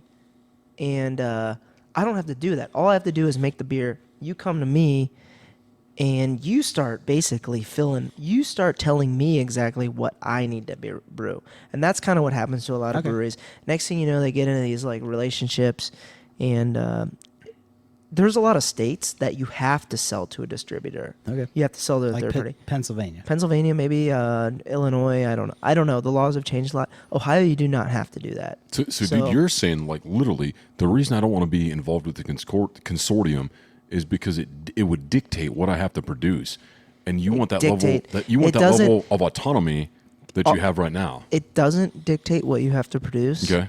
But it does. Okay. Because they go into it with the idea that it doesn't. Like, hey, we're going to give you all. Sure.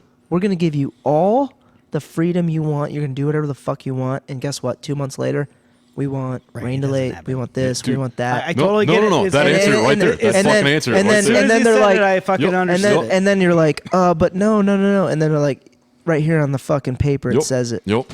I you're knew fucked. right there. That answered Yeah. Rick's question Yeah. right there. I totally understand. So now. Ohio's a self distribution On that, state. So like Tony's Bar right here. Is this Rittman or is this Oh, Sterling? it's Sterling, but Rittman, Rittman's yeah. over there. Rittman's this way, but yeah. Rittman's over there. Yeah. So Rittman Heights. So we're Rittman Heights. That sounds almost so even more instead, Tony, gross. I can come here and I can be like, Tony, I get you rain delay. Yeah. I get you six barrels on tap. Fuck it. I got tap handles. Sure. Every week. You know, and you don't have to go through the bastard distributors. You can go through me.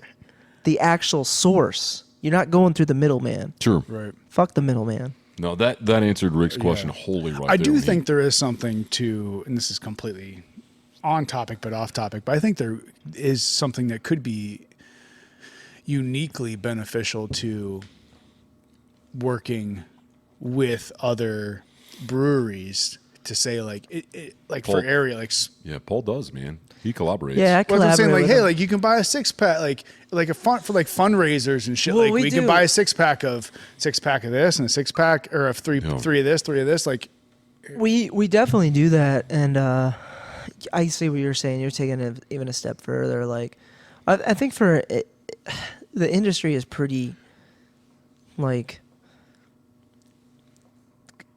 what do you say? We're friendly, but there's competition there. Like, absolutely. so like I don't know. Like, look at like excavation companies or something like that.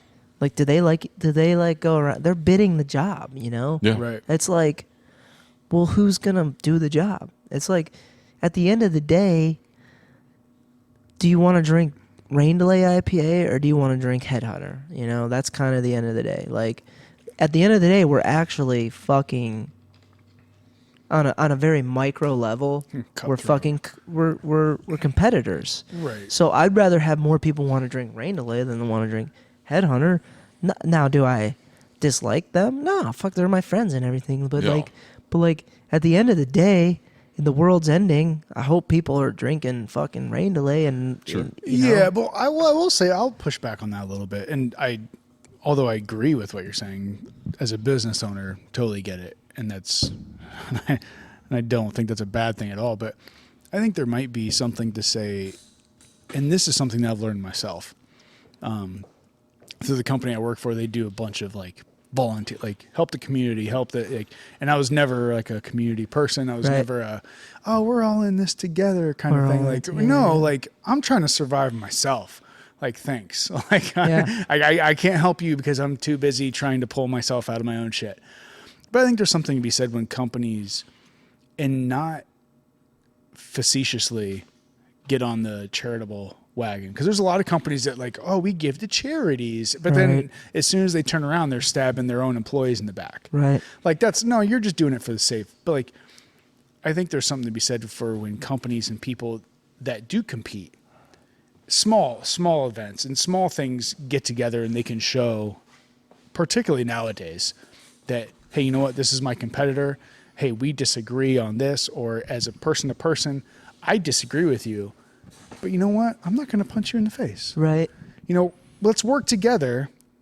We can walk away from this thing still disliking each other or still competing against each other, but let's occasionally get together as human beings and do something together to benefit everybody without giving up a piece of ourselves to this, competition that we have. Like, you don't have to do that. You know what I mean? Like, I think Gates jobs. That's all I got to say is But- Gates jobs. But why?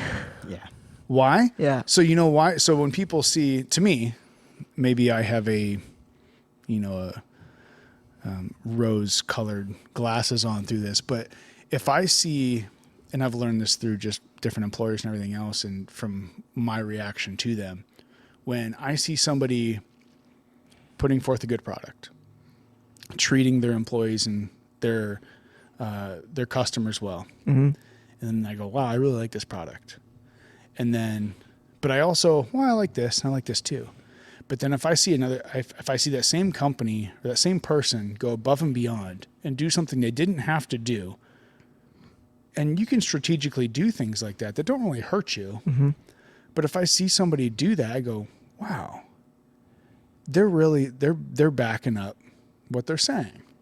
They care about their community. Like, they're actually doing things like that. And then all right, you know what? I'll pay a couple extra bucks. You know what? I used to only buy that once every couple months as like a celebratory thing, but you know what? I want to support people like that. I want to support companies like that, that every single time I talk to one of their employees, they go, man, I just love working here. Like and their products are great. That my boss is great. Like the company's great. And when were you saying that in 2009? No, because I never experienced before then. No, that's what. But my whole point is that I think when you get overextended like that, it becomes very subjective, and then when you try to meet the subjective populace, it has more of a potential to bite you in the ass than. No, I'm talking small things. I'm talking just little things that we can do as individuals or as business owners that business owners can do on a small scale. Because when people see that, and don't do it just because you think it's what people want to hear from you or see from you, but actually do it Right. genuinely. People, as much as, and myself included, think most people are dumb as fuck. They're not that dumb. No. Even if it's subconsciously, they get that and they see that and they go, I've seen it more and more. And it's funny, even with doing this, what we do, and talking to different people and the people that listen to it and hearing the feedback and all these things, I feel like people are starved for honesty and for people to do what they say they're going to do. And when people do that, they go, oh, like what? And then like, why are you surprised? Well, you did what you said you were going to do. Right. It's like, what? People are starved for that. So if they see that, I think that can be the change. That People are used to being let down. Exactly. Yeah. So when you stop letting them down, they go, wait. Well, it's almost for an first. It's like, expectation. what's your Yeah. angle? You're Yeah. not letting me down. What's your angle? Yeah. But then if you just keep on doing it, they go, oh shit. Like to me, this is what happened to me, I guess. Maybe that's why I realized that there were people in my life after being let down so long for so many times. There was just a couple people that stopped letting me down. I go, why? And for years, it was like, why aren't you letting me down? Why Right. aren't you screwing me over right now? And then once you realize that there's people out there that they're just nice, not even nice. Nice is a terrible word. They're probably genuine, solid. Maybe solid is genuine, honest people. Like the do what they say they're going to do. Like, well, I think that's what I equate to solid, is that this is my personality. This is what I'm going to do. You know And what to expect. I'm going to be consistent with that, and I'm going to follow through with whatever that is. And I will have weaknesses, but at the end of the day, it's you know what to expect. right. But that only comes with personal relationship too. I mean, to a large extent, you're talking about personal relationship, and I kind of came in because I was on a bathroom break. That doesn't always equate to branding, which is huge. No, when I you think it talk kind of about- does though. But if you treat everybody But branding like you're only- in a personal, not you don't have to like spill all your beans to them. But if you treat that person, at least initially, like you would your best friend right off the bat, until they give you a reason to not. Well, I think you get into some kind of like the smucker, which I still think exists. I mean, there's a company that, love them or hate them, they kind of have a way of how they treat people, and that means that if I let you go, I still pay for your insurance a year afterwards, because whatever reason I had to let you go, whether it was economics or whether you just were a poor performer, I'm just going to treat you like a decent human being. But that doesn't translate well to California. It only translates well to, that's why you can go to Bueller's in Orville and there's not, I mean, you can have tons of other products that are made by something else, but Smucker's is going to be bought out because people understand They get that treated well. what they do with their company, and it may not be able to be duplicated, but it's just the legacy of the company and how they go about conducting their business, and it permeates to local folks, but it doesn't necessarily transcend to a national level. And the shortcoming of that is that I think locally you can make a difference. You can make a Smucker's brand where people will always pay $1 more for product because they understand what that means to the community and how that business gives back to the community and how they treat the community. But it doesn't necessarily transcend nationally because it only affects local. Well, it hasn't yet, and I think maybe it can. You know, Well, I know. Maybe I'm being a dreamer right now, but maybe there's those people that live in Orville. They grew up around that, and they moved to Oklahoma. They moved to Texas. Right. And they moved to Colorado, and they look around. And they go, you know what? There's just nothing here. Maybe I need to move. Or they move to Colorado and move back, and they create a beer company that just focuses on their product, and they just focus talking on about what they do. philosophy then, Right. and there's nothing wrong with Well- taking a good philosophy and making it transcend into other entities, but it doesn't necessarily come back to the company that taught you the philosophy. No, but if that can continue to grow, Maybe, Paul. What do you think? Ah, man, I don't know. Like, it's funny using the Smuckers example because I like think about that with like, let's say Anheuser-Busch. Let's take it back to beer. So like, where's that? St. Louis. So do the people in St. Louis have that same feeling? Do the people? Yeah, I don't know. Like, I don't know. I think when you talk about like a local brand or like even a Great Lakes or whatever, like I'm from West Salem. Like I knew Smuckers was from Orville growing up, but like I never thought of it like as though it was like my backyard. You know what I mean? Sure. So I think that's hyper local. No, it's Right. specific to So- Orville. I mean, yeah, it's Orville specific loco. to specific to Orville. So like, yeah, you know, hyper local is like that new word that we talk about, and that's what I look at like JAFB. Like I'm like, we are going to be Wooster. That's our thing, and like every time we branch out from there, it's going to be, you know, people in that community. Let's say we're in Kent.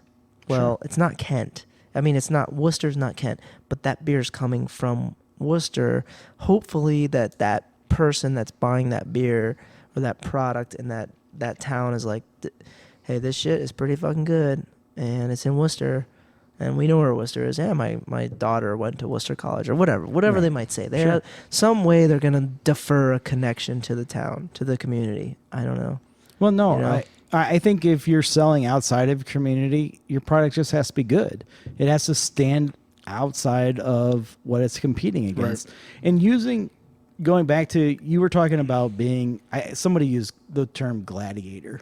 You know, a gladiator was somebody that fought maybe with people, but at the end of the day, you were your own gladiator. You were the person in the arena fighting for a victory. And you either won or you lost. And if you won, you were a great gladiator. If you died after several, gladiator arena exhibitions, you were deified. Yeah.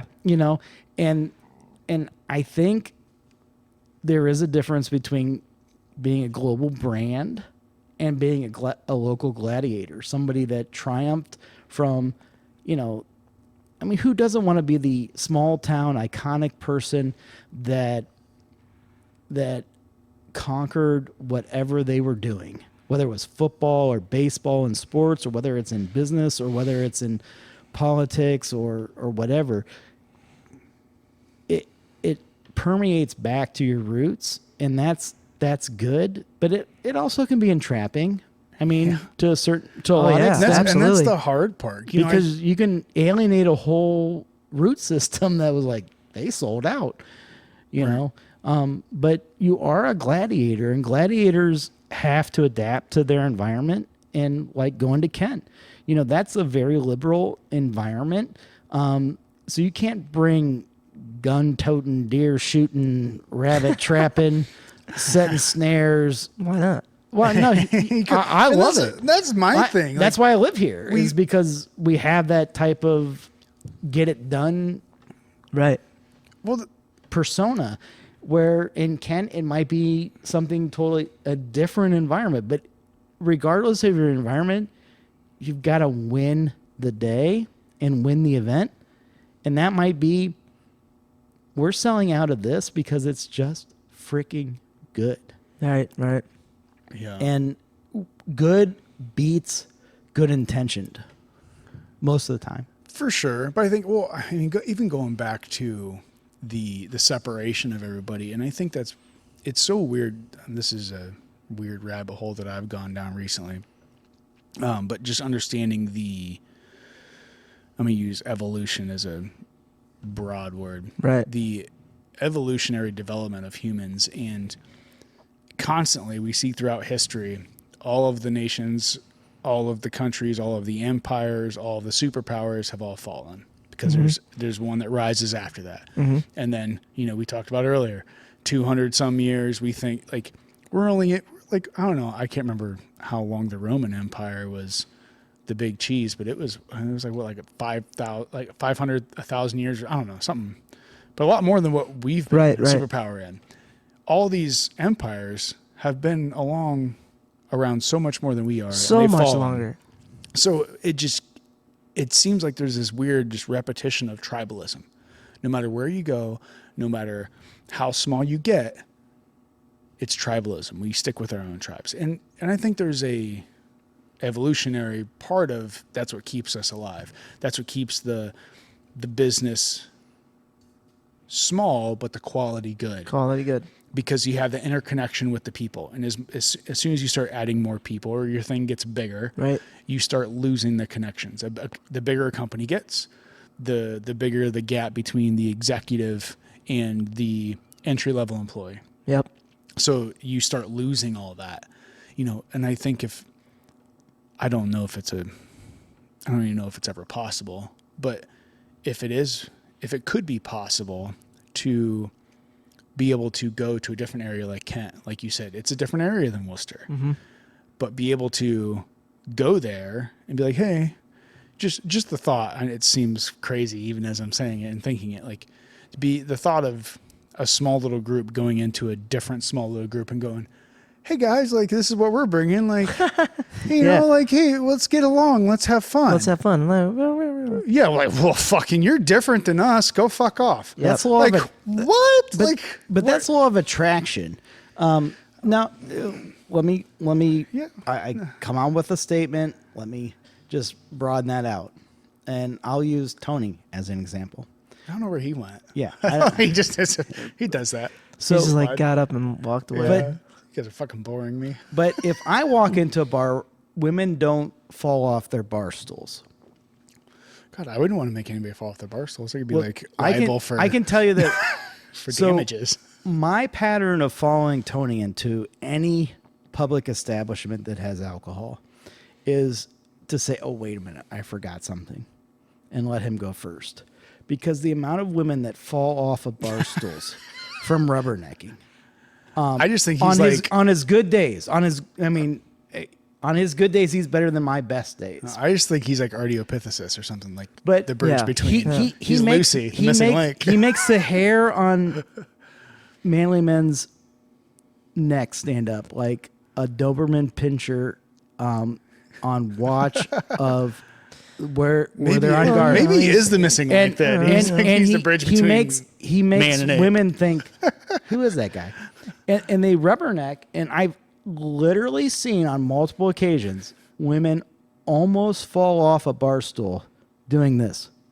Okay, well now that is the law of attraction that I'm talking about. Is that it's only as good unless the first appearance is superficial, right? Right. So you have the first appearance. Can you hold the audience captive? And with any branding, that's the case. I have the rubbernecking. I have the falling off of stools. Can I keep them coming back for more? Yeah, that's about being consistent and executing the process. Right. Yeah. Do you taste like shit? Because cool label, but I'm out. It's all about the process, Right. honestly. But it is an interesting dynamic for the few companies in American history that have been able to come out with an essential brand. Like what? Anything that's been able to stand the test of times. I mean, Like, I'll take Pabst Blue Ribbon. Okay. Since we're talking about beer, I gotta pee again. Yeah. But hold Pabst Blue Ribbon because Yeah, we'll go to commercial break. Yeah, well, because this brought to that us is actually a really good thing to talk about because they should have went out of business 10 years ago. Even Appreciate you. we'll see, Andy. I didn't think I'd see Andy today. Yeah, me either. Oh, It's a good day. it's a. so. Um, In closing, I want to say that I really take on some ownership for the success of JFB. I mean, because where did that even come from? well, I don't remember. because when I was in high school, my buddy's father owned the Napa that was there, Yeah, and we used to drink all the time at the current JFB location. there you go. In fact, we had some hellacious white T-shirt, no bra beer bong competitions in the back of that building. Sounds fantastic. That was very Sounds successful. like you should. Not as maybe. cool as the parties Yeah. Tony and I had. Yeah, so I didn't give you all the details. This is high school punk shit. But, having keys to the building, to the engine room, and being able to successfully score alcohol at the age of 16. It's like there's some ghosts there that just have Well, good ghosts. I think it really set the spirits, vibe as it for were. the eventuality of JFB because obviously Napa was doomed to failure, but they did have some excellent inhalants, fumes, huffing. Jesus Christ. I thought it was a great experience as a child. I think everybody should have a Napa in their local establishment. I know where he's going. So, So thank you, Paul. You can thank me later. Throw me a beer, a rain delay at your leisure. I'll gladly accept it as my compensation for your success. Jesus Christ. he was just having a good conversation too. I don't know where we stopped it at because we took a little break, but also It was all Yeah. evolving around that Australia has legalized prostitution. I don't think and that's what- I Wouldn't don't it be think that was great it. if you could just roll up to the window and order a blowjob? You know, I could take a blowjob with a side where of we left it titty, off at? I don't titty think that's- smacking. I don't- I think that's where we were, Paul. I I don't want your girlfriend to know this, but as a right. So Maybe she's cool with it. yeah, Maybe she's cool with it. well, So, is she like, cool She's with like, the I'll blow- have a number 3. Yeah, I'm another 3 today, Paul. That's Give it. me that. That's what. well, okay. So Okay, with so that, wrap I- it up, like I said, Fred. I know I don't know where we left that off at, but to where I usually like to try to divert the conversation from the I feel like I'm gonna specific headbutt you. subject as much as I can. You can headbutt me if you want to headbutt me. It won't end up well for you. I'll tell you that much. I think I got your match because I'm brain dead and it really doesn't fucking matter. So You're not going to like it. I'm just going to end it right there. God damn it, you too. When I opened this I'm gonna arm wrestle Corona, it for 50 I said it bucks. always smells like weed. I'm here. Yep. Fucking right. Yeah, how much would you You gotta do give me to a head him? start. I don't know. He's fucked up. You're Is gonna he? reach around for $50. No reach around. Please continue. Yeah. So the Corona, I opened it up and I said, "That's weird. It always smells like weed." Tony was like, "Yeah, always." And then you said it's the skunk. Yeah. So, we're gonna have to wrap this up. What is that? No. Okay. So that skunky flavor, that's skunk beer. That's what you're smelling. It's just, it's Just not. old, It's old beer? Is that what it is? no. It's just like sunlight stricken beer. It's So like what does the designed- sun do to that beer then? You're just- talking it liberal terms to me degradates here, it? It Paul. chemically alters the beer. Okay. So Sunlight? So like I got the little bit of Corona here. I'm gonna smell it. Yeah, it's got that like it almost to me it smells like cigarettes almost. Not weed? Not like a Have like you seen the Corona like plant in cigarettes Punta like Cana? cigarettes and weed. Yeah, it's like a smoke. Before It's like a it's burnt smoked? ash. It's an ashy. Cig of weed? It's like shitty weed. It's not good weed. Right. It's Have like you seen shitty the weed. There's rats run out of the stems in that Corona weed is plant? what But you're no, saying. you're right, dude. That's what it smells like. I'm There's smelling something it that the right sun now. does to it. Yeah, and that is skunk. That's skunked beer. Like when you say skunky, that's the smell you're Right. getting. If those bottles were amber, would the sun degrade it the same way it does if they're I don't clear? know. I think Corona's designed for that. Okay. That Okay. that is like their design. And then you throw that lime. Like you're not It's putting a lime designed in there. to go bad? No, it doesn't. It's not bad. But like it's a light. It's like a perfected. It's like the Got it. perfect skunky light beer. So someone took- does And then it you not- throw a lime in there, and it's like Jesus Christ. This is like a fucking margarita. You know? Not really. So no, I don't it's something know. with No, the chemistry no. of it, though. Yeah, there is definitely chemistry going on there. With the lime. Yeah, the So- lime definitely makes it taste way different. So let me reel us way back. So Way back. Going back to the names of your beers. Oh yeah. Oh, yeah, you we wanna talk forgot about the that. names. No, So- I do want to talk about the names Yeah. of beers. So when you sit down and you're like, how am I going to name this beer? All right. Let's hear about it. All right. So if you look at the names of all our beers, we don't do gimmicky names. We don't do like John walked through the woods and found his mom's bra. You know? So what? That's not. Rick has worn off on you already. Yeah. Well, that's how they name beers these days. Sure. Like the trendy Just shit. flippantly. So I like names that just kind of flow off your tongue, and they're quick, 1 or 2 words, maybe 3 words that like are memorable, and like we don't do we do goofy stuff because like, I mean the name is like I don't think it's goofy. I think it's just like in your face, abrupt. But like, so like Rain Delay. I really like that name. Rain Yeah. Delay. How did that happen? Rain Delay. My one of my best friends of all time, who was the guy that designed our website before we were even a brewery. I brewed a beer and I said, hey man, we were in contact like weekly, maybe even by like every other couple days, Okay. because he was putting the website together, and I was like, I fucked this beer up, and we were putting like the draft list together. And I didn't have a name for it because it was our pale ale that I brewed. And I fucked the beer up. And he's like, I'm like, I just brewed this beer. It turns out pretty good. I don't have a name for it. And he's like, well, you should just call it Rain Delay IPA. Because at the time, he still does, he works for MLB Network. He's a producer. And it was right before the season started. And you know, in the beginning of the baseball season, there's just a bunch of rain delays or rain Yeah. outs or Yeah. postponed games. And it's like Rain Delay IPA, and it kind of rolls off the tongue. And I was like, dude, Mike, that's a fucking great name. And so he named that beer. So that's how that name came about. And we kind of went with the baseball theme, and it's it has slowly become our like flagship. It's a great beer. But like everything else, like we just kind of like, we have our like ideas, you know, our ideas to the beers. So like Summer Forever. Like, what is Summer Forever? Like, it's a never-ending summer. And then people try to steal those names, you know? Like you want a name that, like, kind of is memorable. Yeah. And that's quick, too. You don't want a name that's 5 words long. Right. You got to have it memorable and quick.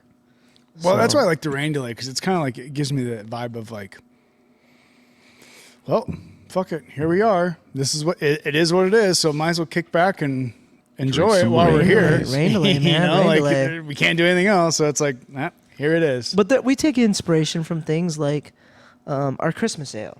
So like, there's Christmas beers are coming out. We're gonna be canning our Christmas beers pretty good, and the Christmas ale, the name of it is a little bit wild. It's like, it's not like Holly Jolly or bullshit like that. It's like Maximus Christmas.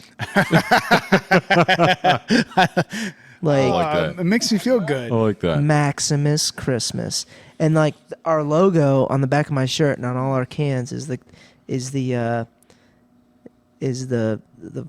Atlas guy downtown, and like that dude is like jacked, right?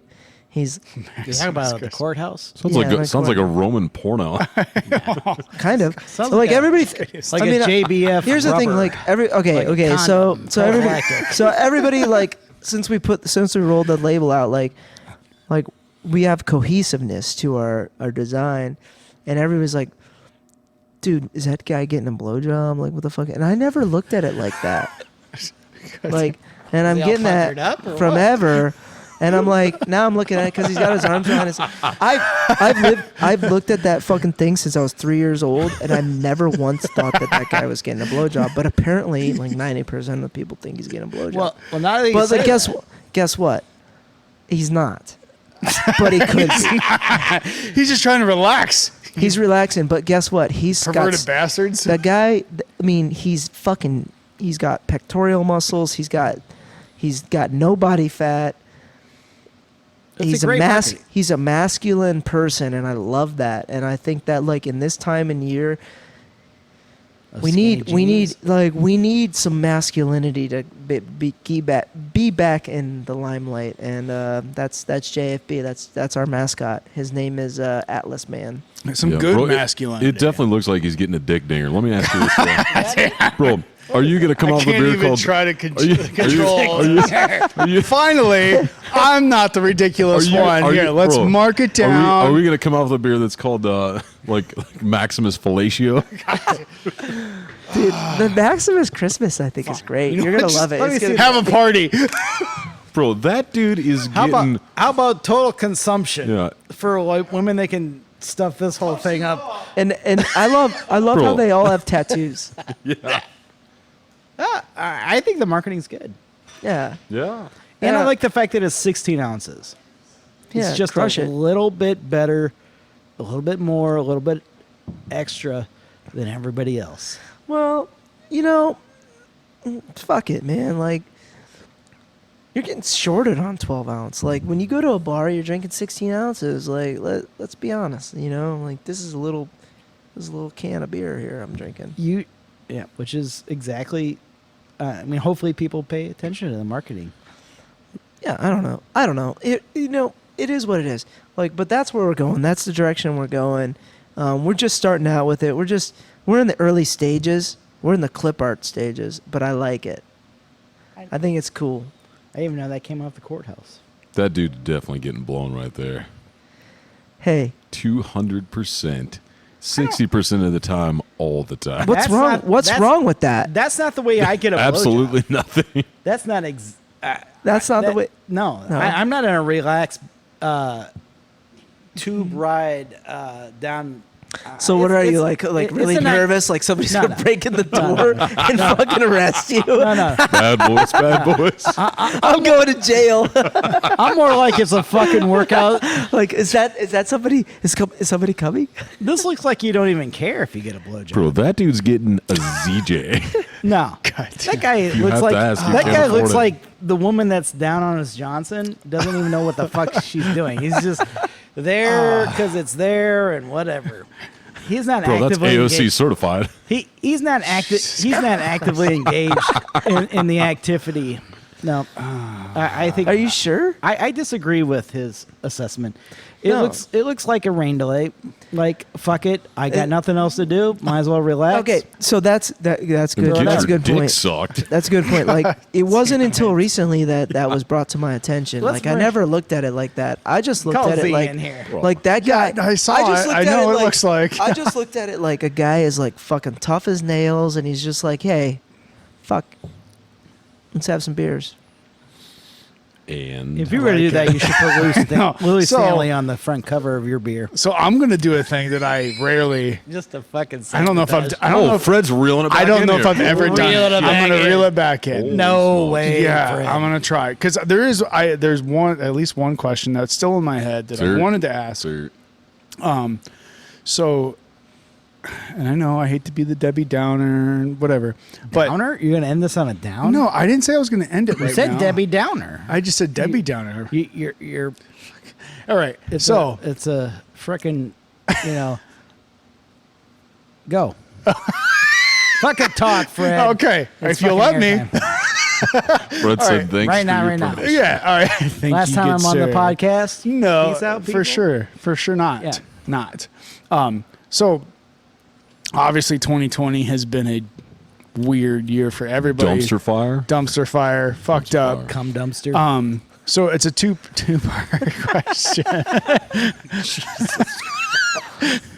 two-part I think it's question accurate. is, Discharge. you here. know, 9mm, 5.56, you said you were 223, gonna let me talk, Rick. 6.5 Creedmoor, whatever you Shut got. the fuck up. Do I Throw it gotta in mute there. him?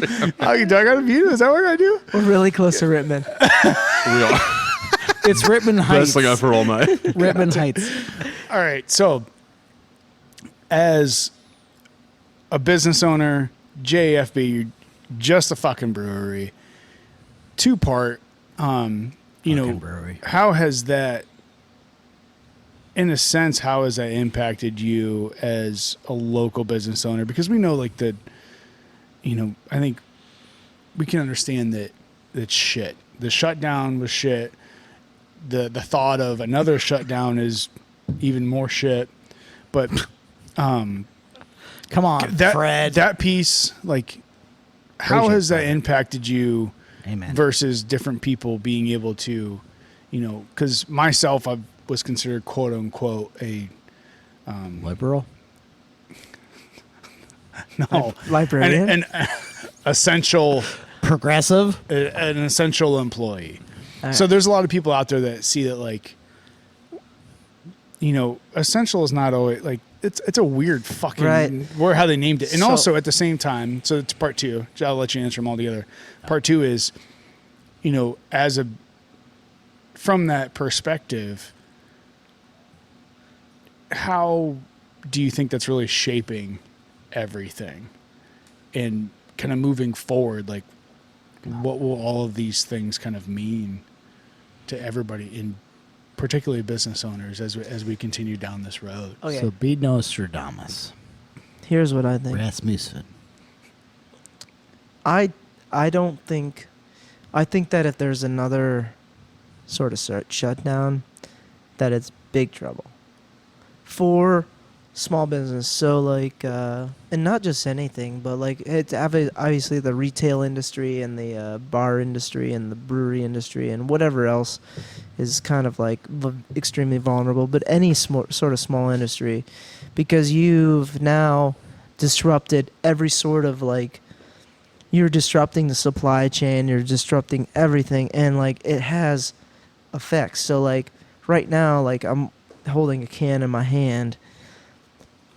I can't get this can blank for like 6 months. You know what I mean? So I don't. because everything has been disrupted through the whole world. This is a world economy we're talking about. A Chinese virus created by Chinese nationalists. Created by somebody or something or whatever. God. But we don't want to get into that. But we're going to talk about right now in Wooster, Ohio. So, yes, there's going to be some serious issues. So what do we have to do? We have to understand what we can do. How do we prevent? So for instance, my number one goal is making sure we don't get shut down. Right. By like making sure we don't get shut down through through something that I can control. Like say like, okay, like the task force, whatever that's representing, comes in and is like, Paul, you guys fucked up. You're not wearing your mask, blah blah blah, which I think is bullshit that they're gonna come in and say that, but they did it. So I'm gonna do everything in my power to make sure that we don't get shut down. So we'll wear the mask. We'll take on the task is what we're doing. Are know you what I mean? Are you involved in any business owner groups or anything like that? Because I know I talked to a buddy that owns a gym that Mm-hmm. he's involved throughout Ohio with, gym owners. They're a little And they're different. trying to. I They're a just little didn't know different. if you'd are involved in any. I don't. I wish I could. I don't have time to do that because like owning a gym is a little different. You got a little bit of time in your hand where you can like, what are you doing? Like I'm like constantly like involved with the moving parts of the business. So, yeah, I'm not out there with the. I'm on the front line with these guys. You know what I mean? So I'm not with the gym owners and stuff like that. But I think everybody's freaking out right now, and I think that it's going to be okay. That's what I'm saying. And if it's not, well, here's what's going to happen. There's going to be a stimulus. There's going to be a stimulus check. They're going to give you a bunch of money. They're going to give you money to pay your employees because that's what they're going to do. And they're going to say, hey, and then you're going to pay your fucking lease. But here's the problem. You're not able to put income in your pocket or you're not able to put revenue. You're not able to basically they're just giving you money to float. So But it's just a they're- temporary solution. It's a temporary solution, and it doesn't let you be a business. It doesn't let you run your business Oh, to make money, to pay your employees, to progress your business. So, and what happens is somebody that's like a little bit more, that has a better business, that has a better plan, is going to gobble you up. And that's what's going to happen. And this goes back to this goes back to basic economics. So if you're not ready for this, it goes back to basic, the law of monopolies versus, if you don't have a monopoly, you're fucked. Yeah. Right. Do you think You're fucked. You're fucked. If you don't have a monopoly, if you don't have something that's better than somebody, or you differentiate yourself from somebody, what's the point of even being in a business? Right. Have you ever, and this is just, I'm just throwing this out there to see what you'll do with it. Have you ever had the thought of, during this, that maybe some of those things are designed to work that way? Absolutely. That's the way it is. Ooh. Absolutely. Like, guys, let's think about this. Like, it's 2020. Like, the good times are over. They'll come back, but like, we're going into a dark place for a little couple of years, and we're going to come back. But, you know, like, let's use a gym for instance. And I know you guys just had Steve on here. Sure. What do you do? What does a gym do? What does a gym owner do when the government comes in and shuts them down or whatever? I mean, I think Steve's just not acknowledging the shutdown at this Well, point. the first one he did, and they can't do shit. Yeah. They can't do shit, but what does he do when people decide that they don't want to pay him? They don't want to go there anymore because they're like, he can stay open all he wants, Yeah, but what happens when people are not going there You're anymore? up shit creek without a paddle. Yeah, he's fucked. So I feel bad. And how many gyms are there in Wooster? I mean, there's a decent amount. 17? Jesus, there's that many? Yeah. Is that I what know it that is? for a fact. Jesus. I don't even, There you go. I was thinking, I can think of like 1, 2, 3, 4, like Well, 5. I'm looking at the like little ones and stuff like that. but Worcester or there's 17. Wayne County? Wayne County, Okay, yeah. yeah. Oh, okay. I was thinking just Worcester. Yeah. Okay. No, Wayne Okay. County. That That's what I makes- figured. Okay. So there's 17. Yeah. So it's probably more than that actually. I don't know. But guess what? You're fucked. Like, Yeah, and for what? and for what? And for fucking what? Control, So we should- deception, corruption, control. Does it play in the bigger arena of Rick, why don't you sit down and get on the mic there, Bob? nobody fucking cares? No, I do. Can you please sit down? And just, Yeah, if so I you're can gonna hear say you it, then on say the it. mic? Thank you. Yeah, just No, Thank you. But like this is so fucked up. Like, we're in this shit. Like, I'm trying to run a brewery. People are trying to run a school. Like, you have a kid. You have kids coming up. Yeah. You have a little daughter that I Yeah. just saw today for the first time since the last time when you were holding her like in your Yeah. whatever. I don't know. I don't have any kids, but you have your business. I feel sorry for I'm really disappointed in where we're at right now as like a culture. Amen. Yeah. It's like, Amen. it's like I fucking like we're sitting here, we're talking, we're having a good time, we're drinking some beers. Like, what the fuck, dude? This used to be like it used to be just a normal thing. Yeah. We can't do this anymore. 100%, man. Well, you look at cities across the nation now, they're saying you can't have your family for Thanksgiving. And I don't mean to go crazy, but like, man, like, as soon as you're okay with the government telling you that you are not allowed to have your immediate family inside your house for a holiday, whether it's a fucked up holiday or not, you could debate that.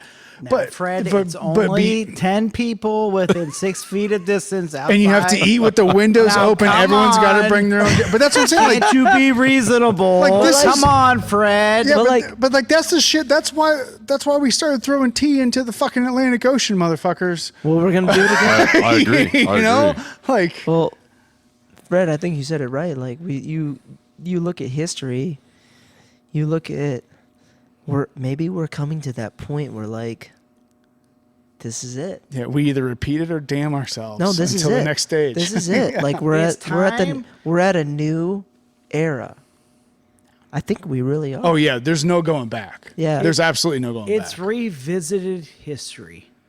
Fucking grab your AR and fucking stock up on your fucking 5.56. Well, you don't have to go that far, Rick. Come No, on, Alex Jones. bullshit, Fred. Yeah, you thought I was Alex Jones. There's I don't.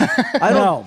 It's I like time Alex to Jones. I think fucking he's fucking stand cool. up, America. He's a great time. And that's take for your sure. fucking rights back and fucking say, if you're going to make me a felon, come take my fucking gun.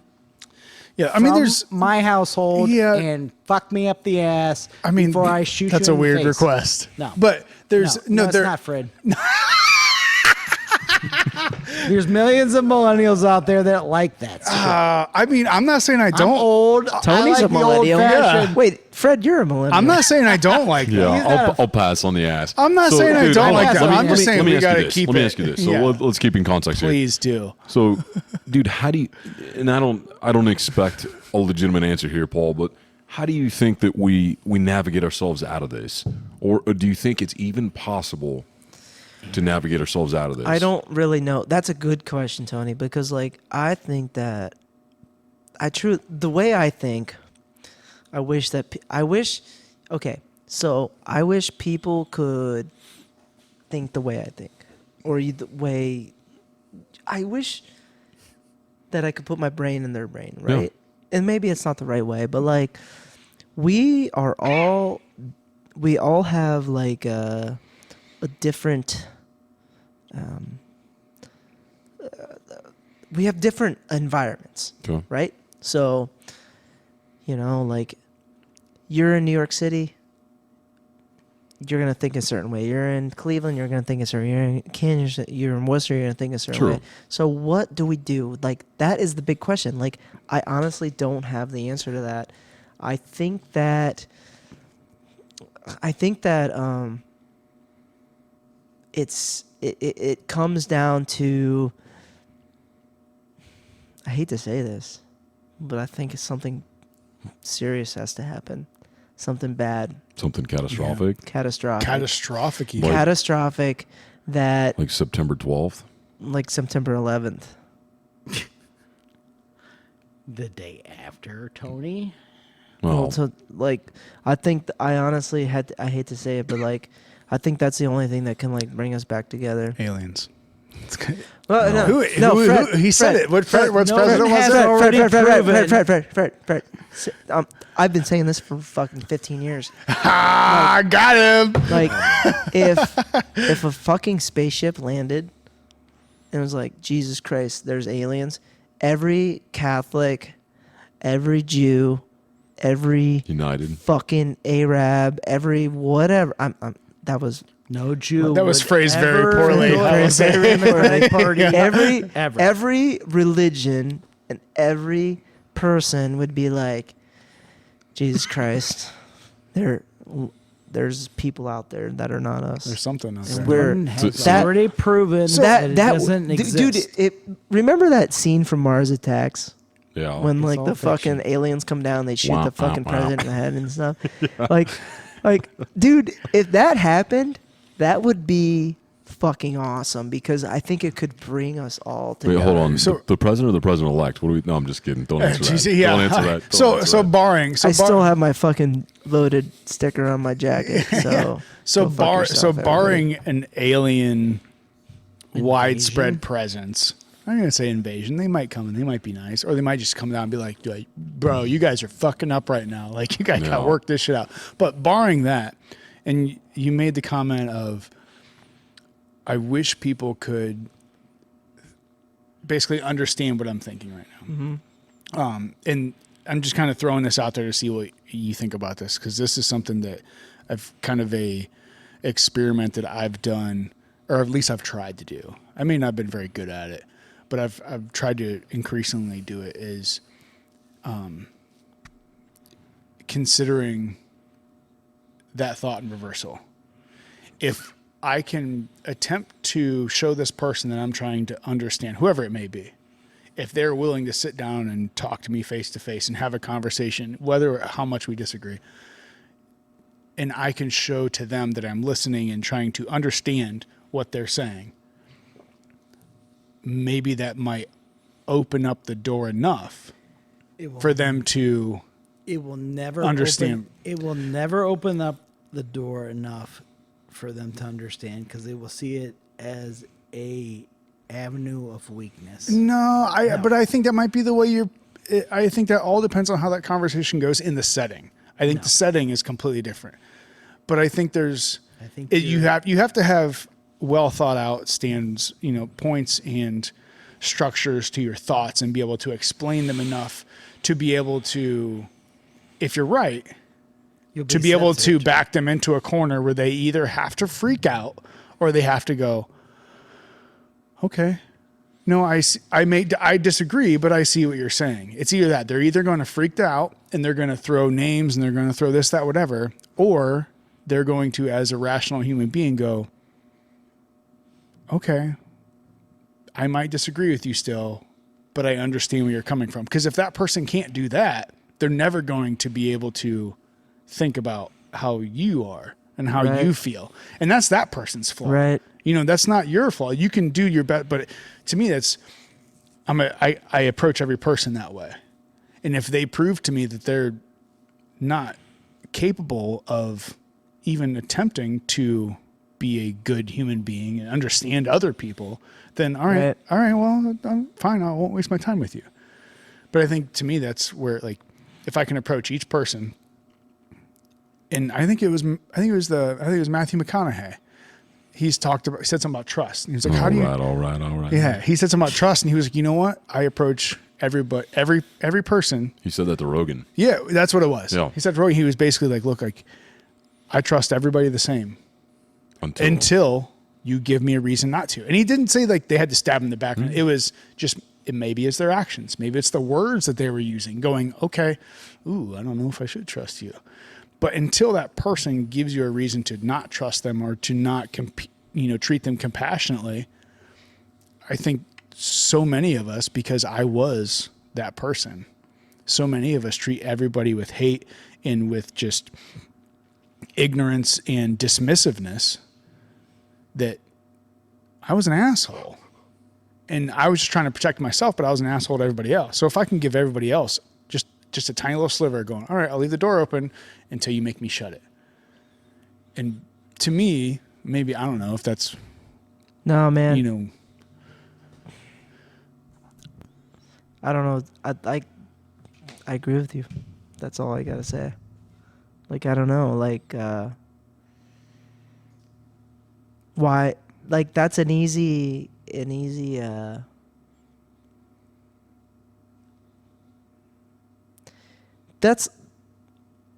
wish we could be like that. we can. I think we can. Do you think so? I think so. How? I mean, how? Like, no, but that's it. like, oh, let me tell you something. Yeah. I have a brother. I have 4 brothers. Okay. One of my brothers is a drug addict, Mm-hmm. and he's like fucked up. And then my other brother was my business partner, and we have since separated with, and we're not. He was my best friend. Tony knows him. We haven't spoke since January or July 2019. And then my other brother, that was my next best friend, decided to just become like this fucking ultra left liberal. That's fine. I don't care. Like, I don't care. But like, he's so out there. Like, we don't get along anymore, and it's like, what the fuck? Like, what is it gonna take to bring us? What is it gonna take to bring you, me, all of us together at this table? You know? Right. So that's why to me, it's, What's it gonna take? Yeah, it's honesty. And we've talked about this before. Like, Well, it is honesty, but like, they don't. There's this like weird dishonest, like, yeah. like, you have to prove. Here's what you have to do. You have to prove that you're gonna be honest. And that's their fault. That's their fault. That's all right. So to my point to that, and I totally understand what you're saying. So that was my kind of to equate those things is, there are a lot of people that I've shut the door on. Not completely, but like I guess there's a lot of people I've shut the door on, but there's very, very, very, very, very few people that have locked it. Mm-hmm. So I'm open. I'm an open door to anybody until they prove to me that I should start closing that door. I have people that are ultra left, ultra right, ultra religious, whatever it might be, that, all right, I'm going to close the door a little bit because you know what? You don't really want to hear what I have to say. Yeah. I don't really want to hear what you have to say because you've proven that you're thinking illogically. Even if you can't agree to disagree with somebody, where's that ever going to go? Because we're always going to disagree on some level. No, that's what makes us human. Like, that's what Right. makes us. Did you just define 2020? Yeah, but to me, that's what it boils down to. Like, we're always going to disagree on something. No matter, we can boil it all the way down to something we can find to disagree on. But where can we agree? And if you can't at least find common ground with somebody, then sometimes you got to keep closing the door to go, okay, well, I'm not going to spend much energy on you because you can't even agree to disagree with me. I'm going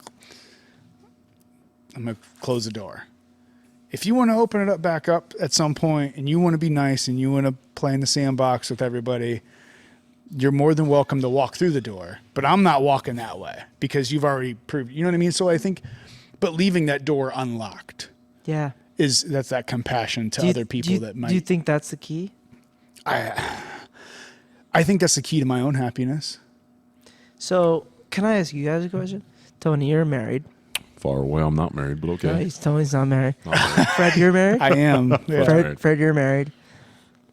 I did not realize that you're only 34 years old. Yeah, 3 years younger only. So yeah, talk to me 34. like This guy's I'm 34. a high schooler. 34. So I'm older than all you guys. Not by much, but yes. I mean, we're all within Tony- 3 years. Not Rick. Tony looks Not like Rick. a Rick. Oh, where's he at? Doug- He's- Tony looks like the he's Iceman. beast style. Duck Dynasty. Rick's digging in the dumpster for beer bottles right now. He's doing it. He's actually fucking upside down in the dumpster right now trying to get fucking Coors Light bottles.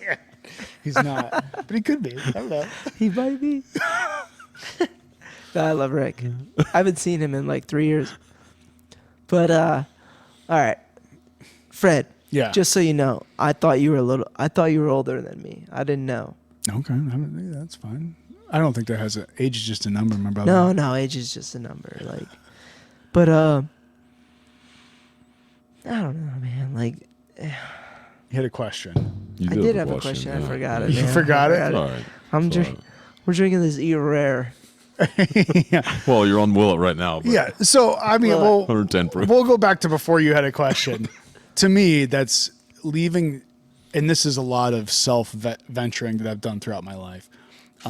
I used to close and lock. I used to lock all the doors around me. Fuck all you. I hate all you people. You people just suck. He's got the Like, T-shirt. Yeah, yeah. But to me, I've found that I keep the doors unlocked, most of them. There's very, very, very few doors that I keep locked now, because I've realized that people across the board are just as damaged as I am. They might be damaged in different ways. They might perceive their damage differently. They might be much, much, much more damaged than I am, or much less. But to them, everyone's got their scars. Everyone's got their things that make them rough and, Right. rigid on the outside, Right. or just shitty people. But until a person proves to me, kind of like the McConaughey thing, like, until I need to lock this door, I'm going to keep it open.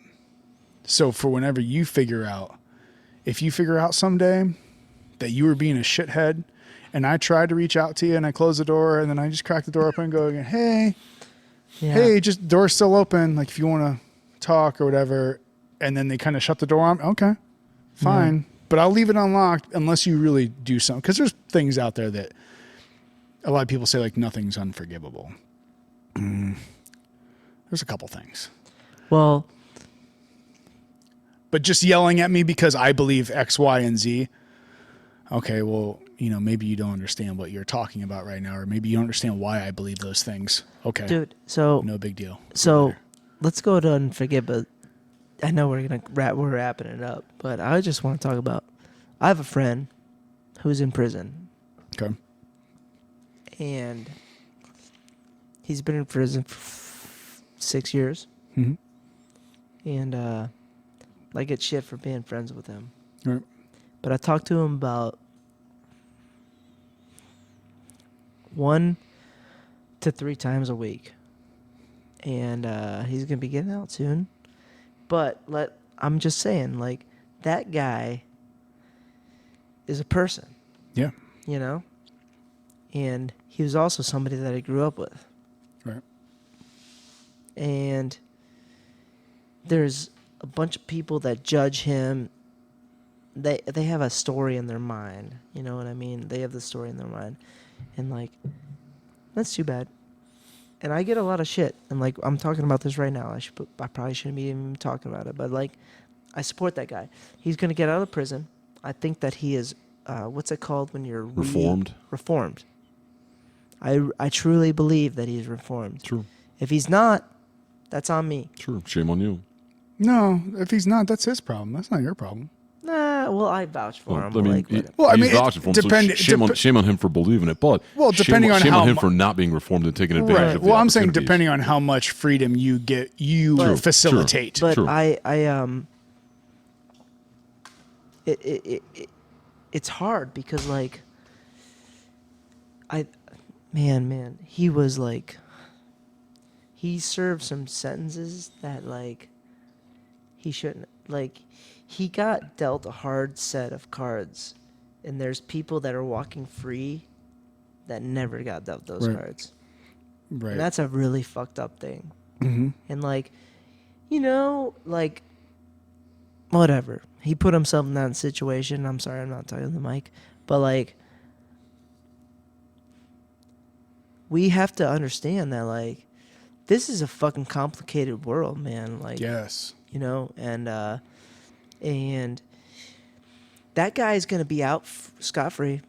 And, like, who knows what the fuck happened to him in prison, Mm-hmm.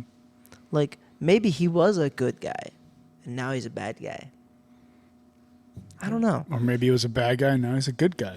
So, dude, let me ask you this. So you're kind of relating that to just mankind in general, like just acceptance in general, like going, hey, maybe we shouldn't judge so much.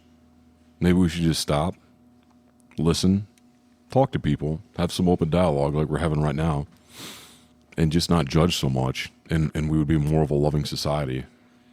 Do you think so? I mean, it sounds like that's what you're saying, and it sounds That's like that's what I'm saying. I think so. Yeah. I mean, to me, I think to kind of wrap both of those things together, without a road to redemption, how are people supposed to travel down it? There's so much going on with particularly, social media and everything where people just get banned. You're gone. Cancel culture. You're gone. You say one bad thing, you're gone. You misgendered somebody, you're gone for good. And that's it. Without that road of redemption to follow, You're right. how are people supposed to travel it? You're right. Are we say one bad thing? Because I guarantee you roll the reel back on my life. I've said some I've said. all of our lives. Yeah, all of our everybody. lives. You know what I All of our mean? lives right here. So if to me, it kind of goes back to the old story. Who's going to cast the first stone? Who is? Some self-righteous asshole. Yeah, Yeah. That's it. Yeah, That doesn't realize. no one should cast it Exactly. unless they don't have any sins themselves. So. Right. And that's nobody. So Agreed. how are we supposed to travel down that road if it's not even there? And that's, I think we've kind of discussed it before too, is we have to find a way back for people. And if they prove that they can't make it, then I am on board for harshest of penalties out of probably most people. But there has to be a road back for the vast majority of people doing it. I had a guy that worked for me that spent 12 years in prison over drug charges. One of the nicest, hardest workers I know. He didn't kill a bunch of people from doing heroin. It was like pot and something else. Spent 12 years in prison. Yep. For what? For selling people stuff that is literally legal Yep. around almost half of the nation out in some way, shape, or form. Like, Dude, so screwed up. All right, so people get dealt a hard. So you're gonna have to deal with that shit the rest of your life. Yeah. And I'm dealing with that, and I'm a very pro. I'm pro cop. I'm pro everything. But it's tough because you don't know. You don't know where you're coming from. You know and you don't know anybody's story. Right. And so that's a problem. Dude, I've said that many and plenty of times, and the reason, man, because I work at 2 addiction clinics. Like it's day in and day out, and so dude, there's a large proportion of society that doesn't believe that addiction is a disease. They don't think it's a disease. I don't believe it's a disease. I can argue against that. Well, hey, Tony, I'm looking at you like right now with my sister. You know my sister. I do. She's fucked up. I do. All right, it's a disease. No. So, No, I would. We'll see. I'll go in between you two. Yeah. I think the word disease for me doesn't carry the correct definition for drug addiction. Right. I think it's more than just something that somebody just Right. says fuck it and does it. But to me, a disease is something that somebody contracts that they have no authority over. So, dude, that's not 100% the definition of the disease. And here's But that's the word. That's how they use it for drug addiction. So that's what I'm saying. Here's why I say it's not, and here's why maybe I can transform your thinking just a little bit. So, dude, at some point there is a choice. I'll give you that. Mm-hmm. There's a choice. Your sister had a choice, but dude, there's the great propensity where basically our genes dictate about 50% of who we will become, and there's another 50% by nature where we can kind of dictate who we want to become. Mm-hmm. So you do have a great propensity. It doesn't mean that you're going to become that person. It doesn't mean that that's set in stone, but it does mean that, dude, there's an influence. There's an influence where you could become an alcoholic. You could become, on board so far. Someone who uses opiates. So then you get into something situational where it is nature, where, you're in a neighborhood and someone says, hey, do this or we're going to kill you because it's a gang initiation, or your mom does this, your dad does this, and that's all that you know. Or there's some sort of abuse, there's some sort of sexual abuse or things like this, and so you try and escape the gang, or you don't want to be killed by the gang, so you do this. You don't want to you don't want to get raped, you don't want to be sexually abused, so you do these things to basically try and forget about these things. And it doesn't mean that there's not a choice, because there is a choice to some extent, but it also means that there's a great propensity that you will also go down that road because of the 50% of the genes. I don't disagree with any of that, but I think that doesn't to me, the word disease is, maybe you can change my wording on this, if whatever it is, but to me, I look at a disease being talked about in that light as a disease is, 100 cancer, well, or it's something which is 100% out of your, or an autoimmune disease. Sure. It's completely out of your control.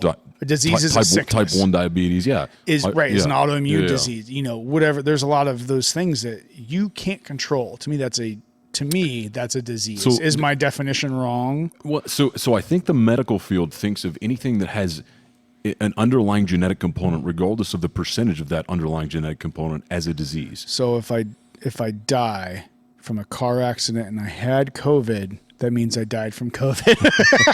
Not quite. Not quite.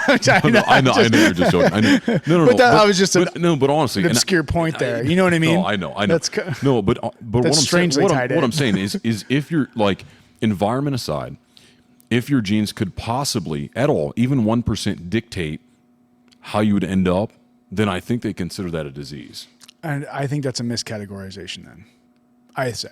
If 1%, and maybe not 1%, maybe I'm hyperbolizing. I'm just saying, like, if there's a percentage where you had a choice, then you can't put that, maybe disease, maybe we're talking about different categories. Okay. What I'm saying is, to me, you can't put a person that contracted an autoimmune disease at the age of 5 in the same category. Because they didn't have a choice, you're saying. Because they didn't have a choice. You can't put them in the same category that somebody made a choice that put them in that category. So there needs to be differentiation. How do you dictate the difference between genetics and a choice is what I'm getting at. And dude, I'll say this from a personal standpoint. I try not to cast judgment or pitch judgment because I'm not addicted to opiates. I'm not addicted to heroin or anything like that. And for me, I go, I've used drugs before and I didn't get addicted to them. But it doesn't mean that people can't get addicted to them. Well, like me too, Tony. Me too. Yeah. I mean, my sister is probably use drugs together, Paul. But yeah. like, not only am I not addicted to them, but like, I don't care. Yeah. And see, I have a different perspective. I was always one when I was going through high school, like, I'll do this, I'll do that. Like, I'll try this, that. But like, true. Even myself, I was like, I'm never going to do X, Y, or Z. Okay. And maybe that's because subconsciously, because I know we that talked about I have an addictive personality. Sure. So maybe subconsciously my body knew. So that's you better not fucking go there, because once you go there, you ain't coming back. And that's where the choice plays in then. Right. So, and so I'm you're not saying, hey, I could have the 50% gene here, but I have the wherewithal to go, you know what? I'm not even going to explore that because I don't want to take that chance. Right. Because to me, it's as soon as, and this is, I'll own all my mistakes and all the things I've done. As soon as I take that step and I take that step into doing X, Y, and Z, and I become addicted to X, Y, and Z. True. I did that. Yeah. I did that to myself. And I'm not saying, and that's not necessarily saying that person or myself would be bad because of that. Sometimes, hey, we all fuck up. We all do things. But if you have a choice in life, it's your choice. It's nobody else's. Nobody can make the choice for you. We've talked about it. I've equated that, if someone wants to lose weight or work out or someone wants to get off of drugs, they have to do it. No one can do it for them. No one can put in the work and put in the grueling nights of not being able to sleep or this, the withdrawal, whatever. They have to do it for themselves, no matter how many people care about them. Right. And to me, you got yourself there. You are the one that has to get yourself out, regardless of what it is. No one can do it for you. When it comes to your personal being, you're the one that got you there. You have to be the one to get you out. Now, obviously, it's a blessing if you have people that haven't locked that door yet. You can have it closed. You can have yourself protected from the outside. But maybe if someone's willing to get there and open up that door, I'm not saying you go full bore. I'm not. You don't have to blast through the door and say, I got you. I'll help you out. But it's maybe locking that door. To me, I think is. In my mind, is locking that door to somebody else's. That's it. It's forever. And I think there's not many things in this life that warrant locking the door on another human life. Closing the door, totally cool with. Block them out. Some things are toxic. You can't be outside in a radiation storm. But maybe if that radiation storm starts subsiding, and you get some zombie that can come back in, and maybe I still got some life, and they're willing to work for it. Okay. Right, maybe I'll proportionally. I like it. For me, man, it's just very hard to truly understand that genetic component, because I don't have that genetic component. And so, and I always say to my patients, like, at some level, there is a choice. There is a choice, but there is that genetic component. Like I was saying, they do the studies with the twins that have been separated 50-50, nature versus nurture. Right. And the other interesting thing, man, about, opiates in particular is the fact that they have a neuroplasticity. So they have the ability to basically reshape your neurons.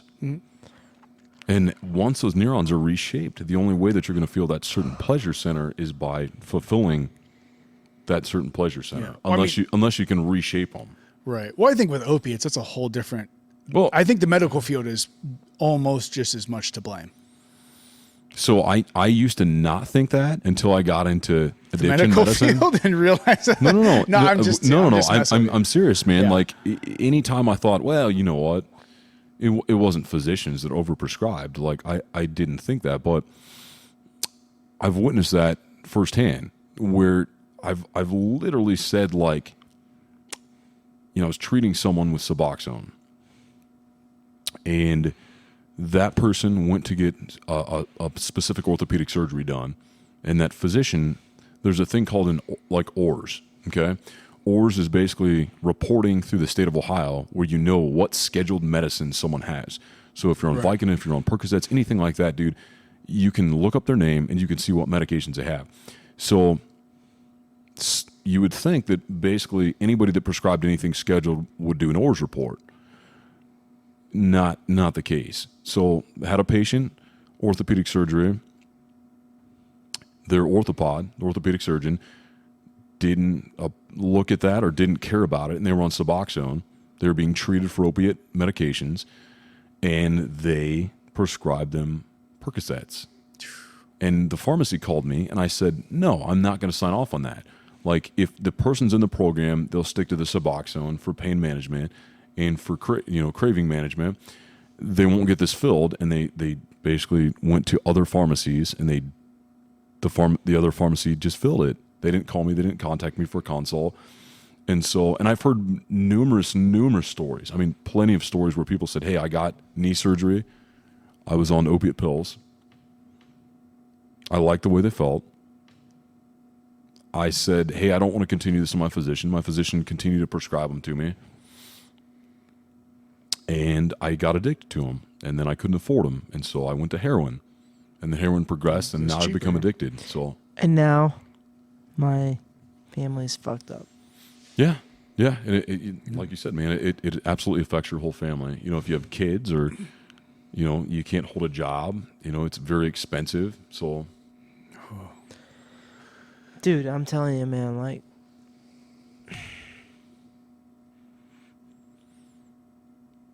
I don't even want to say, but like, that's how I feel. Like, I have family that, like, has drug problems. Yeah. That's all I gotta say.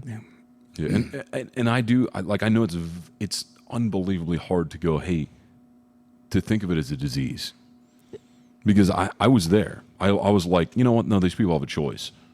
I'm like, I've done drugs before. I'm not addicted to them.